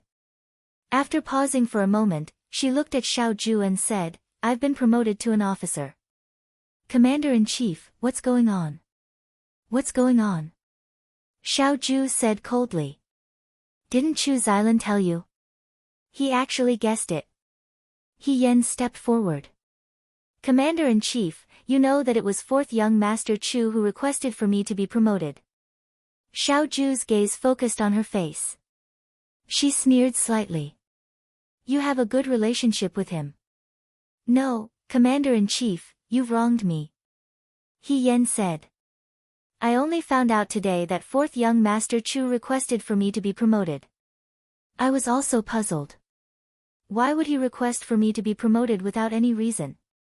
Didn't Chu Xilan see that you haven't been promoted for a long time under me, so he personally requested for you to be promoted? Xiao Ju turned around and hung Yin Qiu on the wall. Her voice was full of sarcasm. "Lady, he has good relations with people, so good that it's unexpected." Why did her words sound so strange? He Yan frowned. "I didn't ask for this. Commander-in-Chief, you can't take out your anger on me. I've said it before." Xiao Ju's eyes were cold. "It's your business if you like Chu Xilan, but in the Liang Province Guard, being close to a spy is my business." Her words were unpleasant to the ears, as if she was a mole who was helping an outsider. He Yan thought to himself, Xiao Ju's temper was inexplicable, even worse than Shen Mushue's. She couldn't help but say, 4th young Master Chu and I are just ordinary friends. There's no such thing as being close to her. Governor, aren't you close to Dr. Shen yourself? Don't you also have people who are close to you? Befriend? Xiao Ju stared at her and asked slowly. After a moment, she smiled, but there was no warmth in her eyes. It seems that Chu Xilan has made you happy. He Yan said, I don't know if he has made me happy or not, but 4th young Master Chu isn't as unreasonable as Commander-in-Chief. Xiao Ju said coldly, Lady, he can go and find someone who isn't unreasonable. He Yan, she usually had a good temper and thought of herself as a broad-minded person. However, in the past 2 days, she had been upset by the matter with Shen Muxue. Now that Xiao Ju was being so aggressive, she was angry. For a moment, she even forgot to ask Xiao Ju about the matter and turned to leave without another word. She almost slammed the door when she left, but she still remembered that Xiao Ju was her superior, so she didn't dare to be too presumptuous. She closed the door properly and left with a backbone. the room became quiet again. After a while, Xiaoju looked in the direction of the door again, but it was already closed. The people who came carefully and left in a hurry. The atmosphere of hostility from before still seemed to be lingering in the air. The young man's face was cold. He waved his hand and the oil lamp on the table went out. Everything returned to silence. It was not a very pleasant night. Ever since that day when he and Xiaoju parted on bad terms, He Yan had also put in a lot of effort into his daily training. He didn't break into the door every night and sneak across the street to talk to Xiaoju. Firstly, Xiaoju's attitude that day was too bad. Chu Zhao had asked for a title for her, but she didn't ask for it. She was also wary of Chu Zhao, but Xiaoju vented her anger on her and said that she was a spy. He Yan was also angry. Secondly, for some unknown reason, she didn't know Shen Mushue's identity, but after knowing Shen Mushue's identity, she would see Xiaoju and Shen Mushue every few days. It was only at this time that He Yan found out that the delicacies in Xiaoju's food basket every day were all made by Shen Mushue. This girl could recite poetry, and follow Xiaoju to the border. Even her basic necessities were meticulous. He Yan asked herself honestly, if she was Xiaoju, she would definitely be moved by his virtuous appearance every day. The more he thought about it, the more depressed he felt. He didn't want to see her, so he didn't want to see her. He spent all his energy on the martial arts arena and fell asleep when he returned to his room. His life was much better. But in the end, he and Xiaoju were still seen by others. On this day, He Yan came down from the martial arts arena and had dinner with Hong Shan and the others. As he was walking back, he was caught red-handed by Lin Shuanghe. Brother He. He naturally waved at He Yan and walked to He Yan's side. Recently, I've been wondering why the Liang province guard is so big. It's even bigger than the capital. Otherwise, why can't I see your shadow every day? If I didn't coincidentally run into you recently, I would have suspected that you went back to the capital. He Yan was silent for a moment, then said, I've been busy with my daily training and didn't have time to talk to Brother Lin. Brother Lin, please don't take it to heart. Lin Shuanghe waved his fan and looked at him, revealing a smile of understanding. I'm not that petty. But younger sister he said in a low voice, you and Huijin had a fight, right? Usually, when I went to look for him, you were there 5 out of 10 times. When I went to look for him these past few days, TSK, the lock on his door was rusty. How long has it been since you went to sit in his room? He Yan scowled coldly. What sit? I'm not that familiar with him. You really had a fight? Lin Shuanghe was stunned. Haven't you always had a good temper? How did you get serious with Xiao Huijin? He Yan had been suppressing a bellyful of anger these past few days. When he heard this, he said, how would I know how I offended him? Brother Lin, do you men have a period of time every month when you don't like someone? Do you throw a tantrum whenever you feel like it? There's no reason for you to make trouble for no reason. Lin Shuanghe rubbed his chin. I only know that when a woman has her period every month, she'll be irritable and her temper will be rough. I don't know if men are the same. What kind of new illness is this? He gave He Yan a sidelong glance. Come. Tell me, how did Xiao Huijin make trouble for no reason? He Yan thought that since Lin Shuanghe was Xiaoju's good friend, he must know Xiaoju better than he did. He recounted the matter from beginning to end and said, Brother Lin, tell me, this matter can't be blamed on me, right? The governor only said this because he doubted my intentions. However, he doesn't know that I'm wholeheartedly on the side of the Liang province guard. Hearing this makes me sad. Lin Shuanghe closed his fan and stared at He Yan without saying anything. His gaze was particularly strange. He Yan felt his hair stand on end from his stare. He frowned and asked, Brother Lin. Little sister Lin Shuanghe said in a low voice, do you think that Huijin became suspicious of you because you were too close to Chu Xilan, and because Chu Xilan might be a spy for the Liang province guard? He Yan said, that's right. Then have you thought of other reasons? Lin Shuanghe guided him patiently. He Yan asked, what reasons? For example, don't look at this matter from the perspective of a superior and a subordinate. Instead, look at this matter from the perspective of a man and a woman. Then, Lin Shuanghe lowered his voice and said mysteriously, could it be that Xiao Huijin saw that you were too close to Chu Xilan and, as a man, got jealous? The surroundings fell silent. Lin Shuanghe observed He Yan's expression. After a while, He Yan reached out and touched Lin Shuanghe's forehead. Brother Lin, are you sick? I think that you shouldn't stand here and feel the wind. Instead, you should go look for Dr. Shen. Lin Shuanghe, ? Look at me. He Yan pointed at himself. Then look at Dr. Shen. Do you think that the governor will get jealous because of me? He Yan said, I'm afraid that in the governor's eyes, there's no difference between you, me, and Shen Jiaotou. Maybe he's jealous, but it's like a friend being snatched away by someone else. It has nothing to do with the feelings between a man and a woman. She spoke with such certainty that Lin Shuanghe, who had always been eloquent, was left speechless for a moment. After a while, he said, what you're saying is wrong. What do you mean by looking at you and Dr. Shen? I think you're very good. I've seen all kinds of flowers. My words carry weight in Shuojing. He Yan shook his head and smiled. Am I better looking than Dr. Shen? Lin Shuanghe, well, is my family background more precious than Dr. Shen? I treat military governor Xiao like a pearl or a treasure. I don't hesitate to travel thousands of miles to fight alongside him. Lin Shuanghe, he struggled to refute, you can't say that. You also have your strengths. He Yan smiled. Then, Brother Lin, tell me, what are my strengths? Lin Shuanghe said, you're generous. You're loyal and you value friendship. You're good at fighting, your temperament is straightforward, and you're never shy. You're passionate, strong, and you can fight.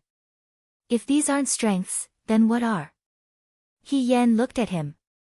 Brother Lin, what you've said is true. Shen Jiaotou, Qi Wu, Fei Nu, and most of the recruits in the Yangzhou Guard are like this. Can we say that the governor also admires them?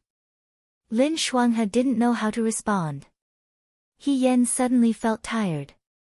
He originally wanted to help his friend test this girl's feelings.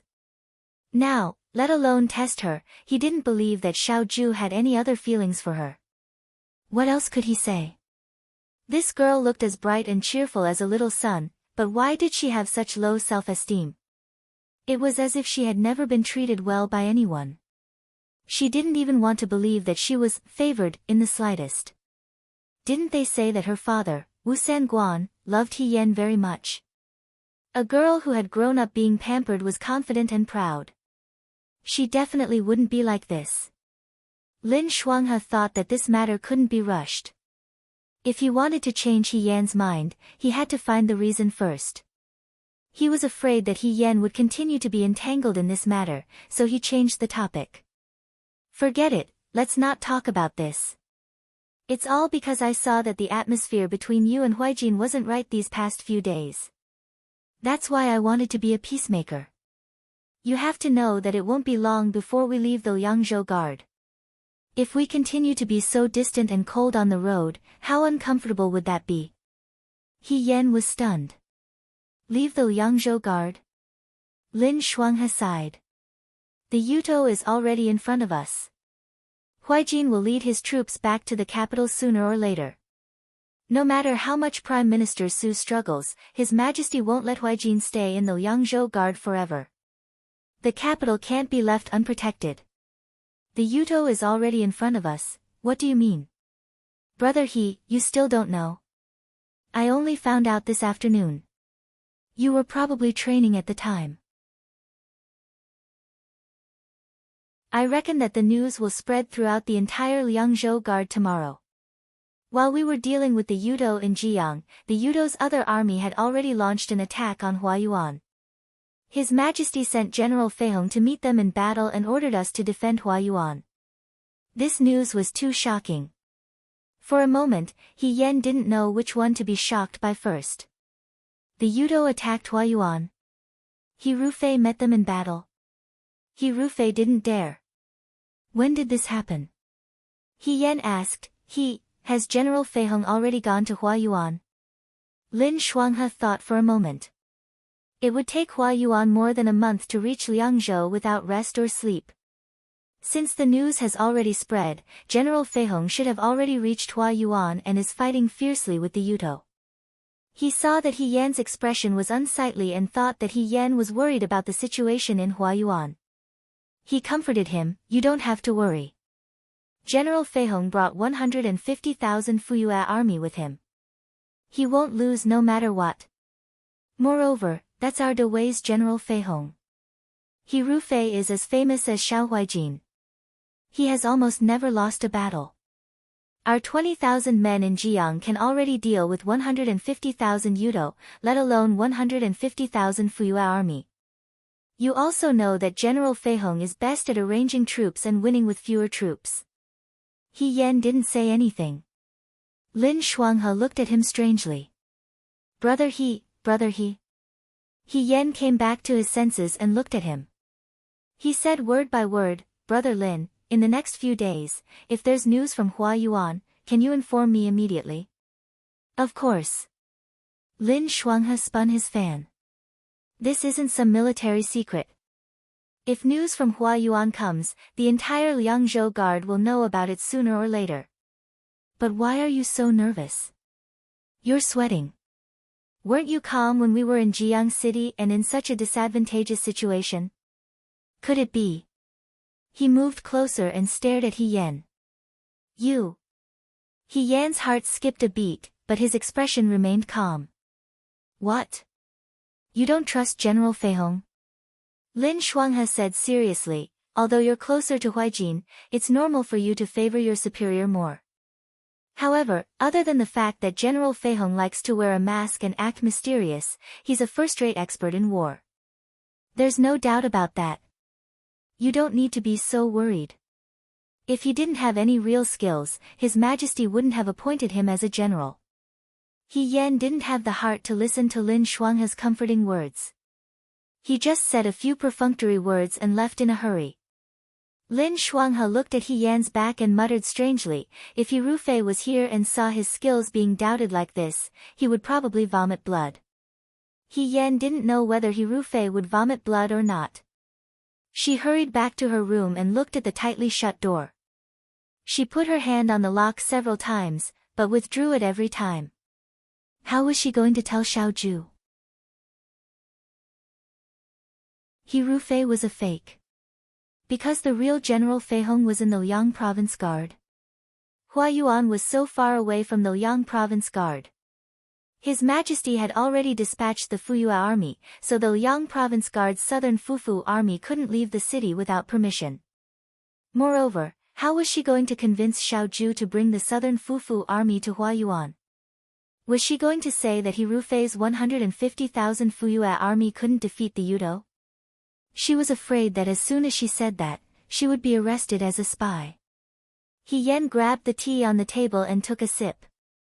The tea was already cold, but it calmed her down a bit. She never would have thought that Emperor Wen Xian would send He Rufei to Huayuan.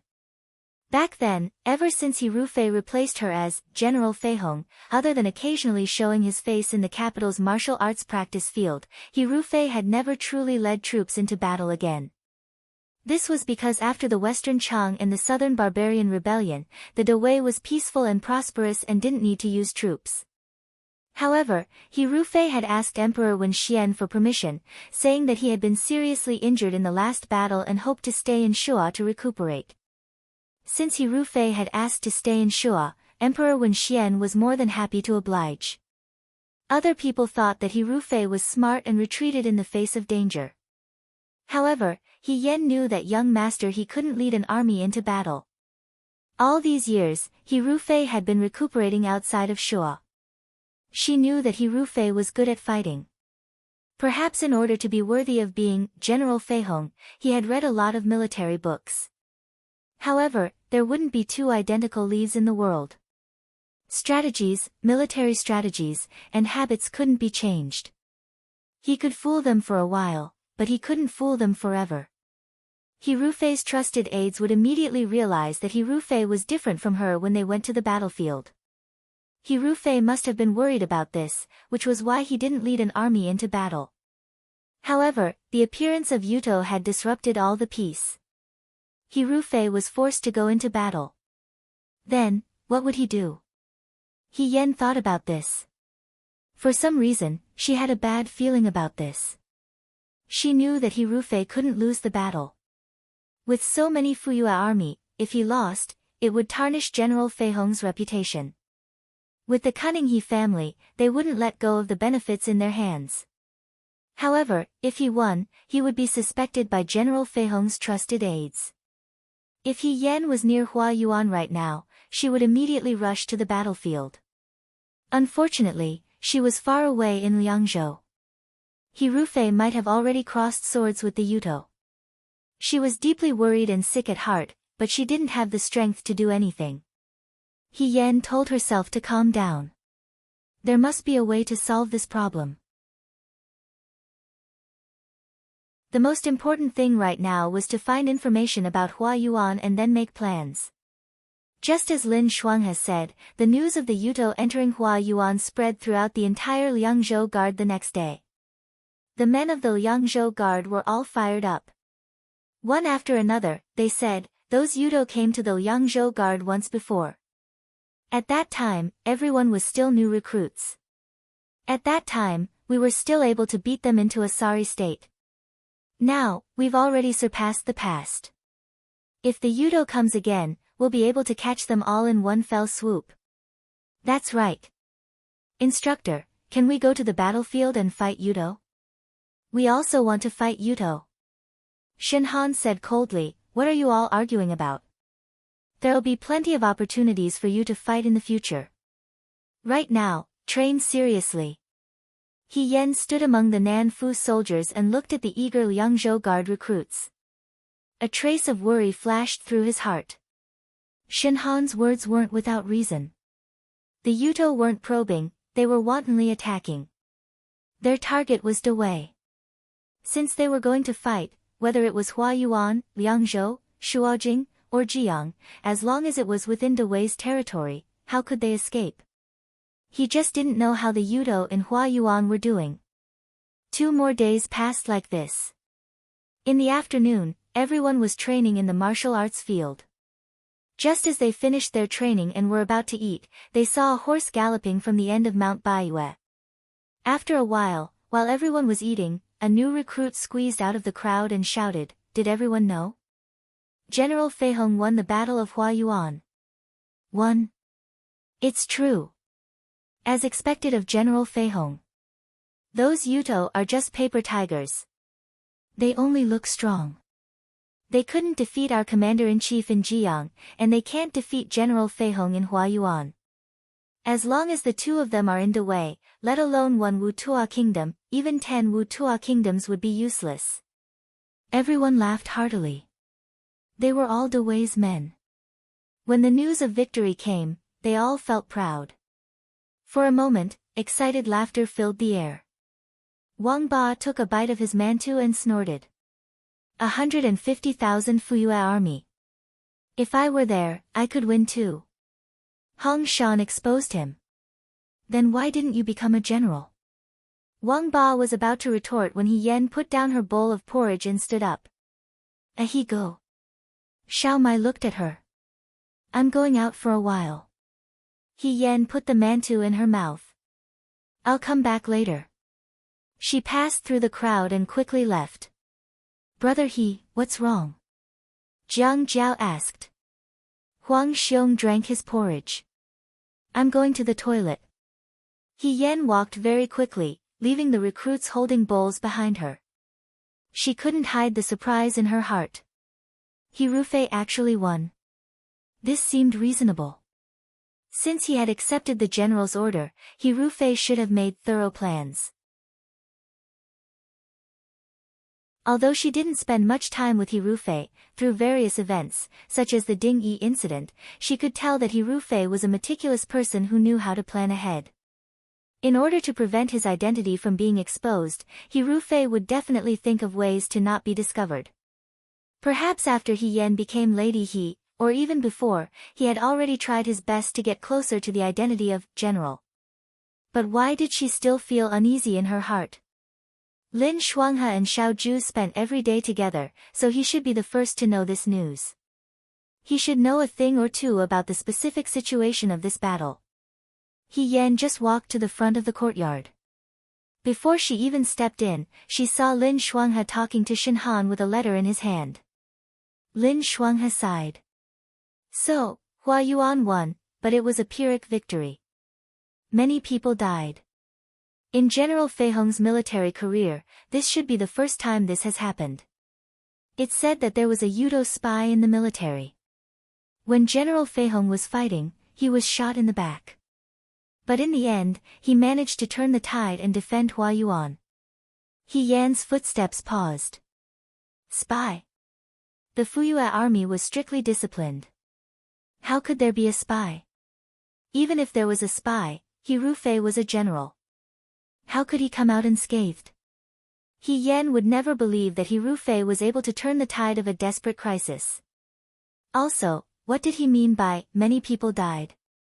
At this time, Lin Shuanghe spoke again. Speaking of which, I used to be classmates with General He. Although he can be a little stubborn sometimes, he's not a bad person. After suffering such a blow, he must be feeling very sad. Shin Han sighed.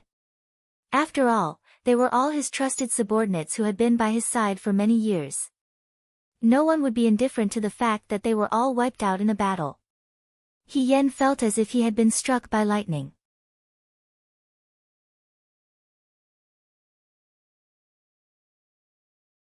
Chapter 168. His trusted aides were all wiped out. He Yan's mind went blank for a moment. Then, he was overcome with grief and indignation. This wasn't an accident at all. This was murder. Hirufei did it on purpose.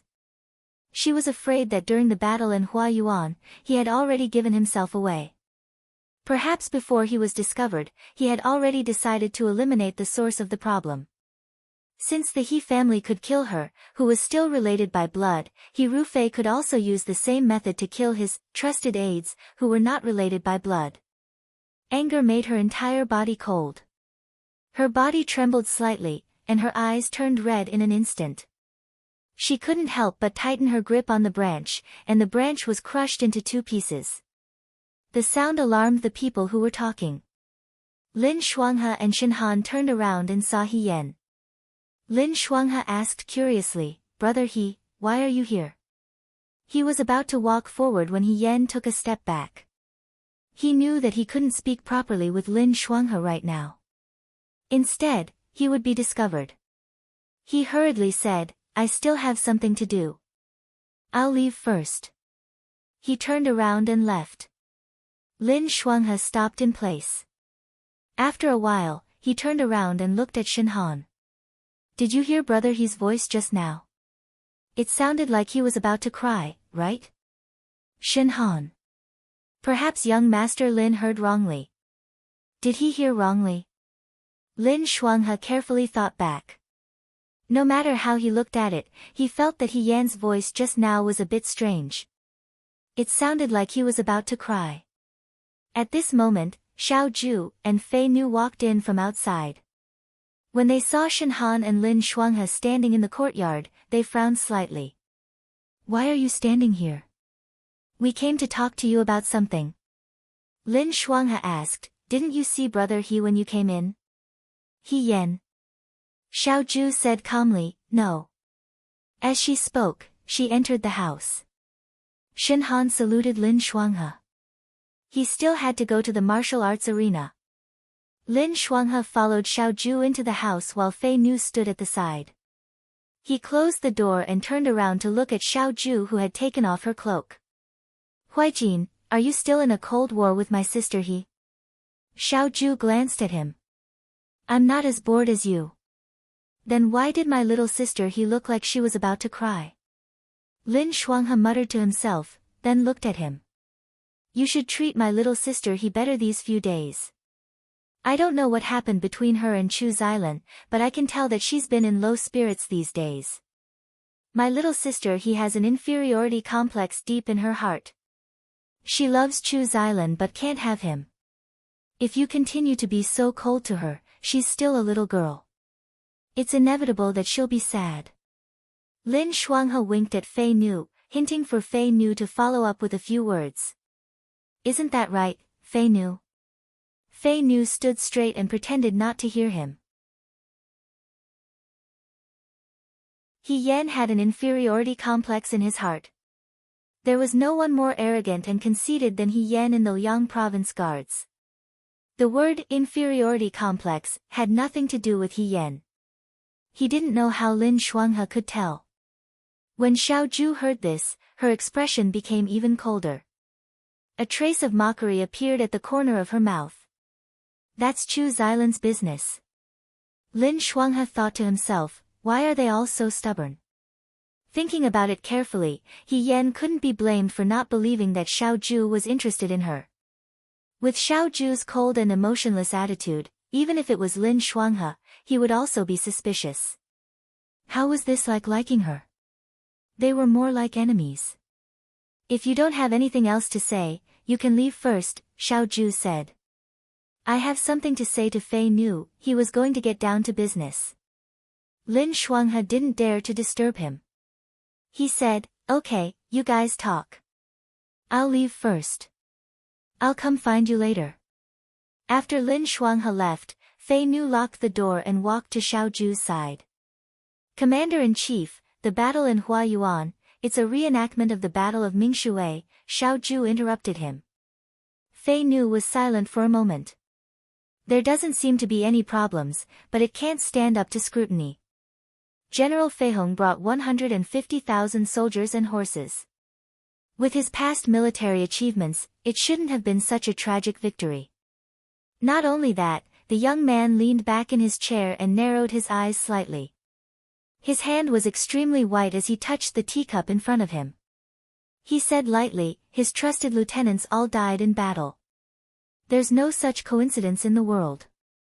General Fei Hong's trusted aides were all lieutenants who had followed him through bloody battles and killed their way out of mountains of corpses and seas of blood. It wasn't their first time on the battlefield. Although there was a spy, it was still possible to deceive others, but it was still a bit difficult to deceive them. Moreover, with the Battle of Mingshui as a precedent, looking at the Battle of Huayuan now, he felt that there were loopholes everywhere. Young master, do you think, rather than an accident, it's more likely to be silenced? Xiao Ju replied lightly. Fei Nu was silent.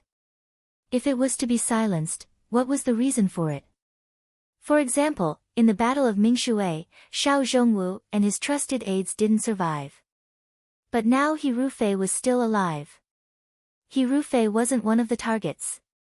Then, what secret did He Rufei want to hide? That was why she killed all of her trusted aides. What was the secret that He Rufei wanted to hide? Xiao Ju looked down. After a while, he looked up at Fei Nu. Go and tell Wanning, I want to know everything about the Battle of Huayuan from beginning to end. Fei Nu accepted the order and left. Xiao Ju leaned back in his chair, his gaze falling on the swaying branches in front of the window. He had been schoolmates with He Rufei. He Rufei was a very stubborn, simple to the point of stupidity, and a very persistent person. He wasn't surprised that He Rufei later became General Fei Hong. If a person was particularly persistent in something, then that person would succeed no matter what he did. But Xiao Ju still doubted that He Rufei would kill his trusted aides for many years for some secret. This wasn't like the He Rufei of the past. But, nothing was absolute. People's hearts were fickle. Perhaps He Rufei had changed a long time ago. He Yan had been sitting by the Wulu River. It was already late at night. Ever since she heard from Lin Shuanghe that He Rufei's trusted aides had all died in the Battle of Huayuan, she had left the crowd. There was no one by the Wulu River, so she could sit here and vent her emotions. When she was Hirufei's trusted aides, they were all brothers who had survived with her on the battlefield step by step. They had gone through life and death together, so their friendship was deeper than others.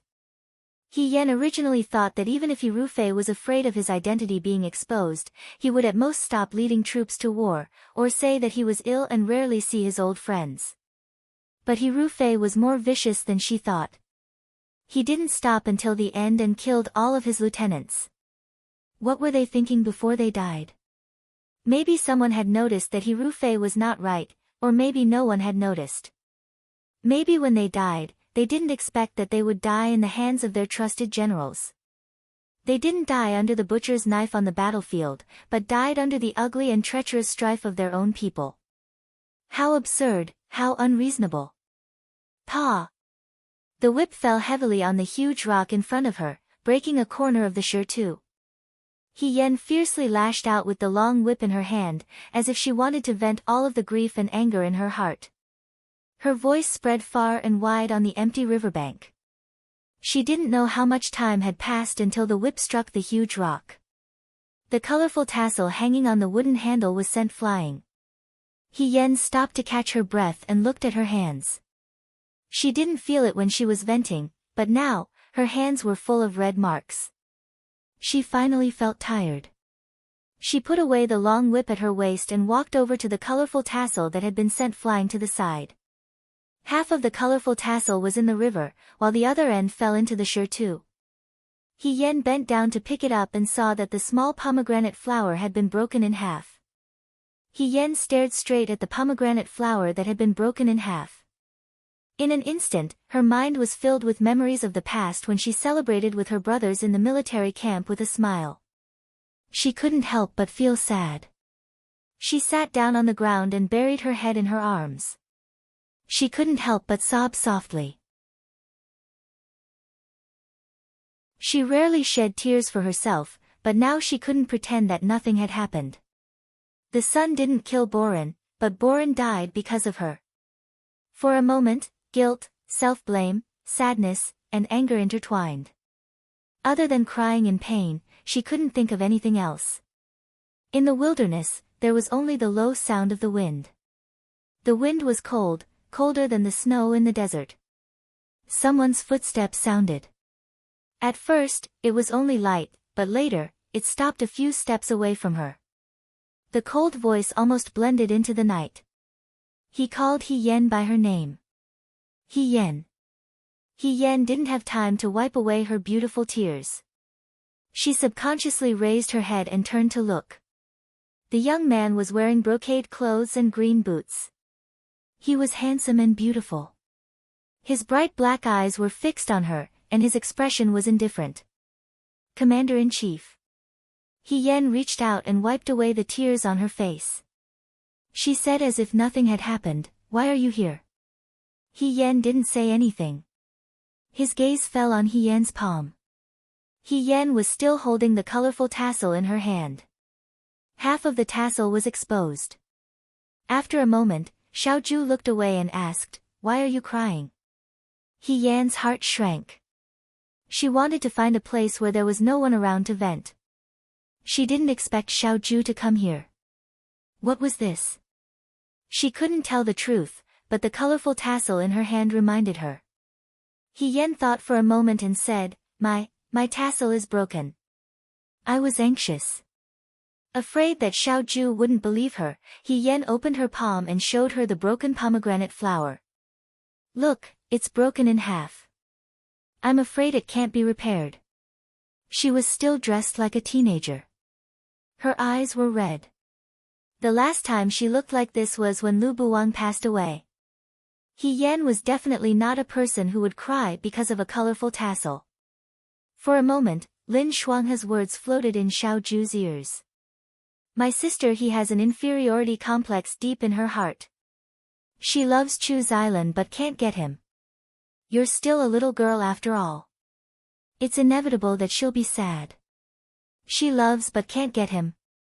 Yes, as early as the last time Chu Xilan stood her up on Mount Baiyue, she had already seen Yen's depressed look. He Yen saw the young man in front of her walk up to her and lean over to look at her. His eyebrows were very beautiful and he was very close to her. He Yen felt inexplicably afraid. The young man's voice was also calm. He said, "Do you like her so much? No matter how sad you are, you still want to persist." He Yen widened her eyes slightly. What did he mean by that? He stared at her silently. His eyes were like the night sky in the city, deep and shallow, clear and indifferent. After a long time, Xiaoju stood up straight. With her back to him, she said indifferently, "You'll affect the southern prefecture soldiers resting nearby. Go back." After saying this, he left without looking back.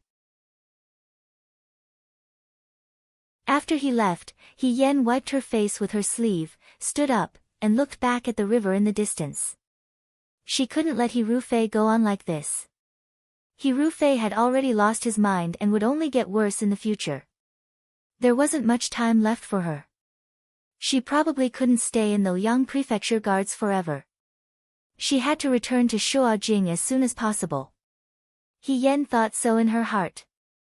But before she could think of a way to return to Shuajing, someone left before her. It was Chu Zhao.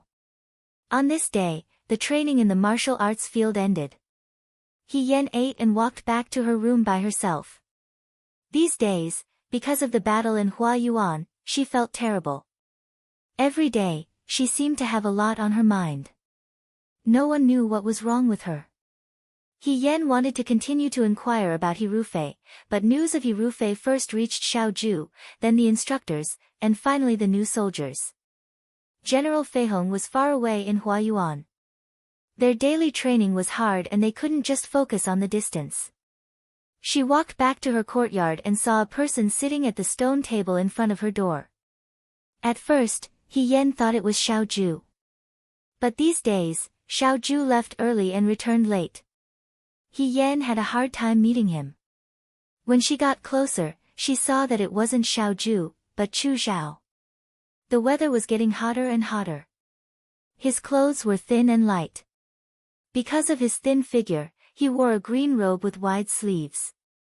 As he sat in the courtyard, even the simple courtyard seemed to be tainted with an immortal aura. He Yen walked closer and said, "Brother Chu." "Brother He," Chu Zhao stood up and said with a smile, "I came to find you. You weren't here, so I waited here. I thought you wouldn't come back until late at night. Fortunately, you came back early. Why did you wait outside?" He Yen sat down on the stone bench. "There are mosquitoes everywhere in the summer. You're already thin and weak. If you feed the mosquitoes, you won't have anything left." Chu Zhao was stunned for a moment. He was amused by her words. He shook his head and took out a small sachet from his sleeve. "Thank you for your concern, Brother He. However, there's a mosquito-repellent herb here. If I carry it with me, the mosquitoes won't come near." The young master of a wealthy family was indeed a young master. He was so particular about the way he did things. No wonder he never had a difficult time. Chu Zhao placed the sachet on the table and said, "Brother He, I came to find you to say goodbye again. Last time, I left in a hurry and left without saying goodbye. This time, I'll be polite. Goodbye." He Yen wasn't too surprised. Chu Zhao staying in the Liang Province Guard wasn't a long-term plan. The people of the Liang Province Guard trained bitterly every day. Even if Chu Zhao was a spy or looking for trouble, he wouldn't gain anything by staying here every day. This place was bitter and cold. The young master who lived a life of luxury didn't need to suffer here. Sooner or later, he would have to return to Shuajing. Chu Zhao nodded. Brother He should already know about the battle in Huayuan. He Yen didn't expect him to bring up the matter of Huayuan. He was startled and immediately replied, "Yes. The Yudo has already decided to move against Away. The capital can't do without people. Not only me, Military Governor Xiao will also return to Shuajing soon. Right now, the Yudo is still in Huayuan and hasn't gone north of Huayuan. I have to go first." After the Yudo heads north, the road won't be easy. I'm afraid it won't be easy to return to Shuajing then. Chu Xiao smiled. Moreover, I originally planned to stay in the Liang province guard until the matter of Jiang was settled before leaving. Now that you've already conferred the title of Muan Lang, I don't have anything to worry about. These words were said in a roundabout way, as if he had stayed in the Liang province guard for He Yan's sake. He Yan said, "This one is endlessly grateful for Brother Chu's good intentions. I hope you'll have a smooth journey back to the capital." The handsome young man's smile was gentle. He stared deeply at him without saying a word. He Yan touched his face. "Is there something on my face?" Chu Xiao lowered his head and smiled. After a moment, he raised his head and said, "Actually, apart from saying goodbye to Brother He, there's something else I want to discuss with Brother He." He Yan asked, "What is it?" "Brother He." He slowly opened his mouth. "Are you willing to travel with me back to Shuajing?" The surroundings quieted down. After a while, He Yan said, "Brother Chu, don't joke around. How can I leave with you?" Although Brother He is still a member of the Liang Province Guard, in the end, you're still the Muan Lang conferred by His Majesty. You can be commanded by Military Governor Shao, but you're not a soldier under Military Governor Shao. I have His Majesty's personal decree, so I can choose new soldiers from the Liang Province Guard to be my bodyguards. If Brother He is willing, you can travel with me. You don't have to worry about His Majesty blaming you." Without waiting for He Yan to speak, he continued, "I know Brother He's concerns. I'm also afraid that Military Governor Shao won't be happy. However, Brother He, Liang Province has always been bitterly cold. You're a young man. In this bitterly cold place, it's quite difficult. Sooner or later, you'll have to return to Shuajing sooner or later. Since your heart is set on accomplishing something, come with me back to Shuajing. I'll let you see His Majesty. There's more than one path to accomplishing something. In particular, the path you chose before is truly very slow." Chu Xiao had always been good with words. He always pointed out people's weaknesses. If everyone knew that He Yan wanted to make a name for himself, he would throw out an especially tempting condition. However, He Yan wasn't willing to go with Chu Xiao. She didn't trust Chu Xiao. "I don't have any plans to leave the Liang Province Guard," He Yan refused with a smile. "I also don't believe that I have the ability to accomplish something right now."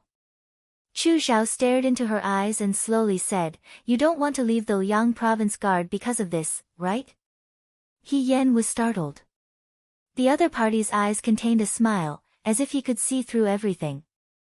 When her thoughts were seen through, she didn't feel the same embarrassment as when Lin Shuanghe found out. Instead, she felt uncomfortable. Chu Xiao's sense of propriety was too low. In reality, He Yan's words were a bit overboard. Chu Xiao had always been cultured and refined, making people feel as if they were bathed in a spring breeze.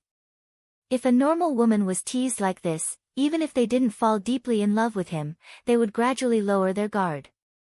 However, the person Chu Xiao first met was He Yan. On the surface, He Yan looked honest and loyal, but deep down, she wasn't someone who easily trusted others. He Rufei's recent matters made her even more sensitive. As a result, whenever Chu Xiao got close, his entire body would become vigilant. The wind blew past, and the branches above his head swayed slightly. A leaf was blown down, swaying, and landing on He Yan's hair. "You really," Chu Xiao's lips still held a warm smile. He reached out with one hand, as if to brush away the leaf on He Yan's head. His voice was bewitching. "Have you decided whether you want to leave the Liang Province Guard?" He Yan, before he could finish speaking, a cold voice cut in. "Didn't you hear her say she doesn't want to?" He Yan turned around and saw Xiaoju walking over from the courtyard. He didn't know how long he'd been standing there, or how much he'd heard. In the darkness of the night, his tall and handsome figure walked to He Yan's side, bringing with him the chill of the night. Could this be considered, being caught red-handed trying to poach someone? He Yan complained incessantly in his heart. How could he encounter Xiaoju every time something bad happened recently? He was afraid that the misunderstandings would only grow deeper. She retreated behind Xiaoju and coughed lightly. Commander, fourth young Master Chu came to say goodbye to me. As for traveling together, it was just a joke. How could I leave the Liang province guard? That's impossible. Xiaoju looked at her expressionlessly. Suddenly, he reached out and pretended to hit her head. He Yan was startled. In the next moment, his fingertips landed on the leaf above He Yan's head. With a light flick, the leaf slowly fell to the ground. He Yan stared at the leaf on the ground and cursed in his heart. So he wanted to sweep the leaves for her. Even sweeping the leaves was so murderous. It seemed that whenever Xiaoju saw her together with Chu Zhao, he would be especially angry. Fortunately, Chu Zhao was about to leave the Liang province guard. He Yan rejoiced in his heart. In the future, there would not be such misunderstandings. Go in, Xiaoju said. I have something to say to fourth young Master Chu. He Yan was stunned for a moment. He looked at Xiaoju's expression. Although he was angry, his expression was calm. This person was always calm. No matter how angry he was, he would not beat up Chu Zhao. He Yan did not want to speak up for Chu Zhao. However, according to her education, if she and Xiaoju beat up Chu Zhao, it was bullying the weak. It was wrong to bully the weak. He Yan said carefully, is there something that you can't say in front of me? I promise I won't tell anyone. If Xiaoju could not control himself and wanted to hurt someone, she could help stop him. Xiaoju tilted his head and glanced at her. With this glance, He Yan did not have any words of persuasion to say. She coughed lightly. Then I'll go in first. You guys can talk slowly. You must be calm. Fourth young Master Chu, I'm leaving. Chu Zhao did not get angry. He only smiled and picked up the sachet on the table. He handed it to He Yan. Give this to Brother He. I have many more. If Brother He wears it, you won't have to worry about mosquitoes at night. One does not hit a smiling person. Under Xiaoju's knife-like gaze, He Yan did not know what kind of courage he used to accept it. She thought to herself, forget it. It's just this once. In any case, there won't be another chance like this in the future. After He Yan left, Xiaoju sat down on the stone bench that He Yan had just sat on. He did not say anything. He only looked at Chu Zhao indifferently. Chu Zhao's gentle smile gradually disappeared. After a while, he slowly opened his mouth. Military Governor Xiao is very protective of his food. Xiaoju heard this and laughed. His expression was lazy. His dark eyes were as sharp as lightning. He casually said, fourth young Master Chu, are you admitting that you have the intention to snatch? Why do you use the word snatch? Chu Zhao's gentle gaze faded for the first time. It was like a beast showing its claws and fangs, cold and fierce. She is your subordinate, not your woman. At least, the young man curled his lips. She is mine. Chu Zhao did not comment. But now, how can Military Governor Xiao guarantee that yours will not become mine in the future? If you don't want to live under the night sky, the young man's side profile was delicate. A trace of mockery appeared at the corner of his mouth. He said sarcastically, you can try. You're tuning into the Blissful Bookshelf YouTube channel. We're so grateful for your support and don't forget to subscribe to join us on this incredible journey through captivating stories. Your generosity through donations truly makes a world of difference, as it's the primary source of revenue that allows me to expand and enhance this channel for you. Thank you from the bottom of my heart for being a part of this adventure.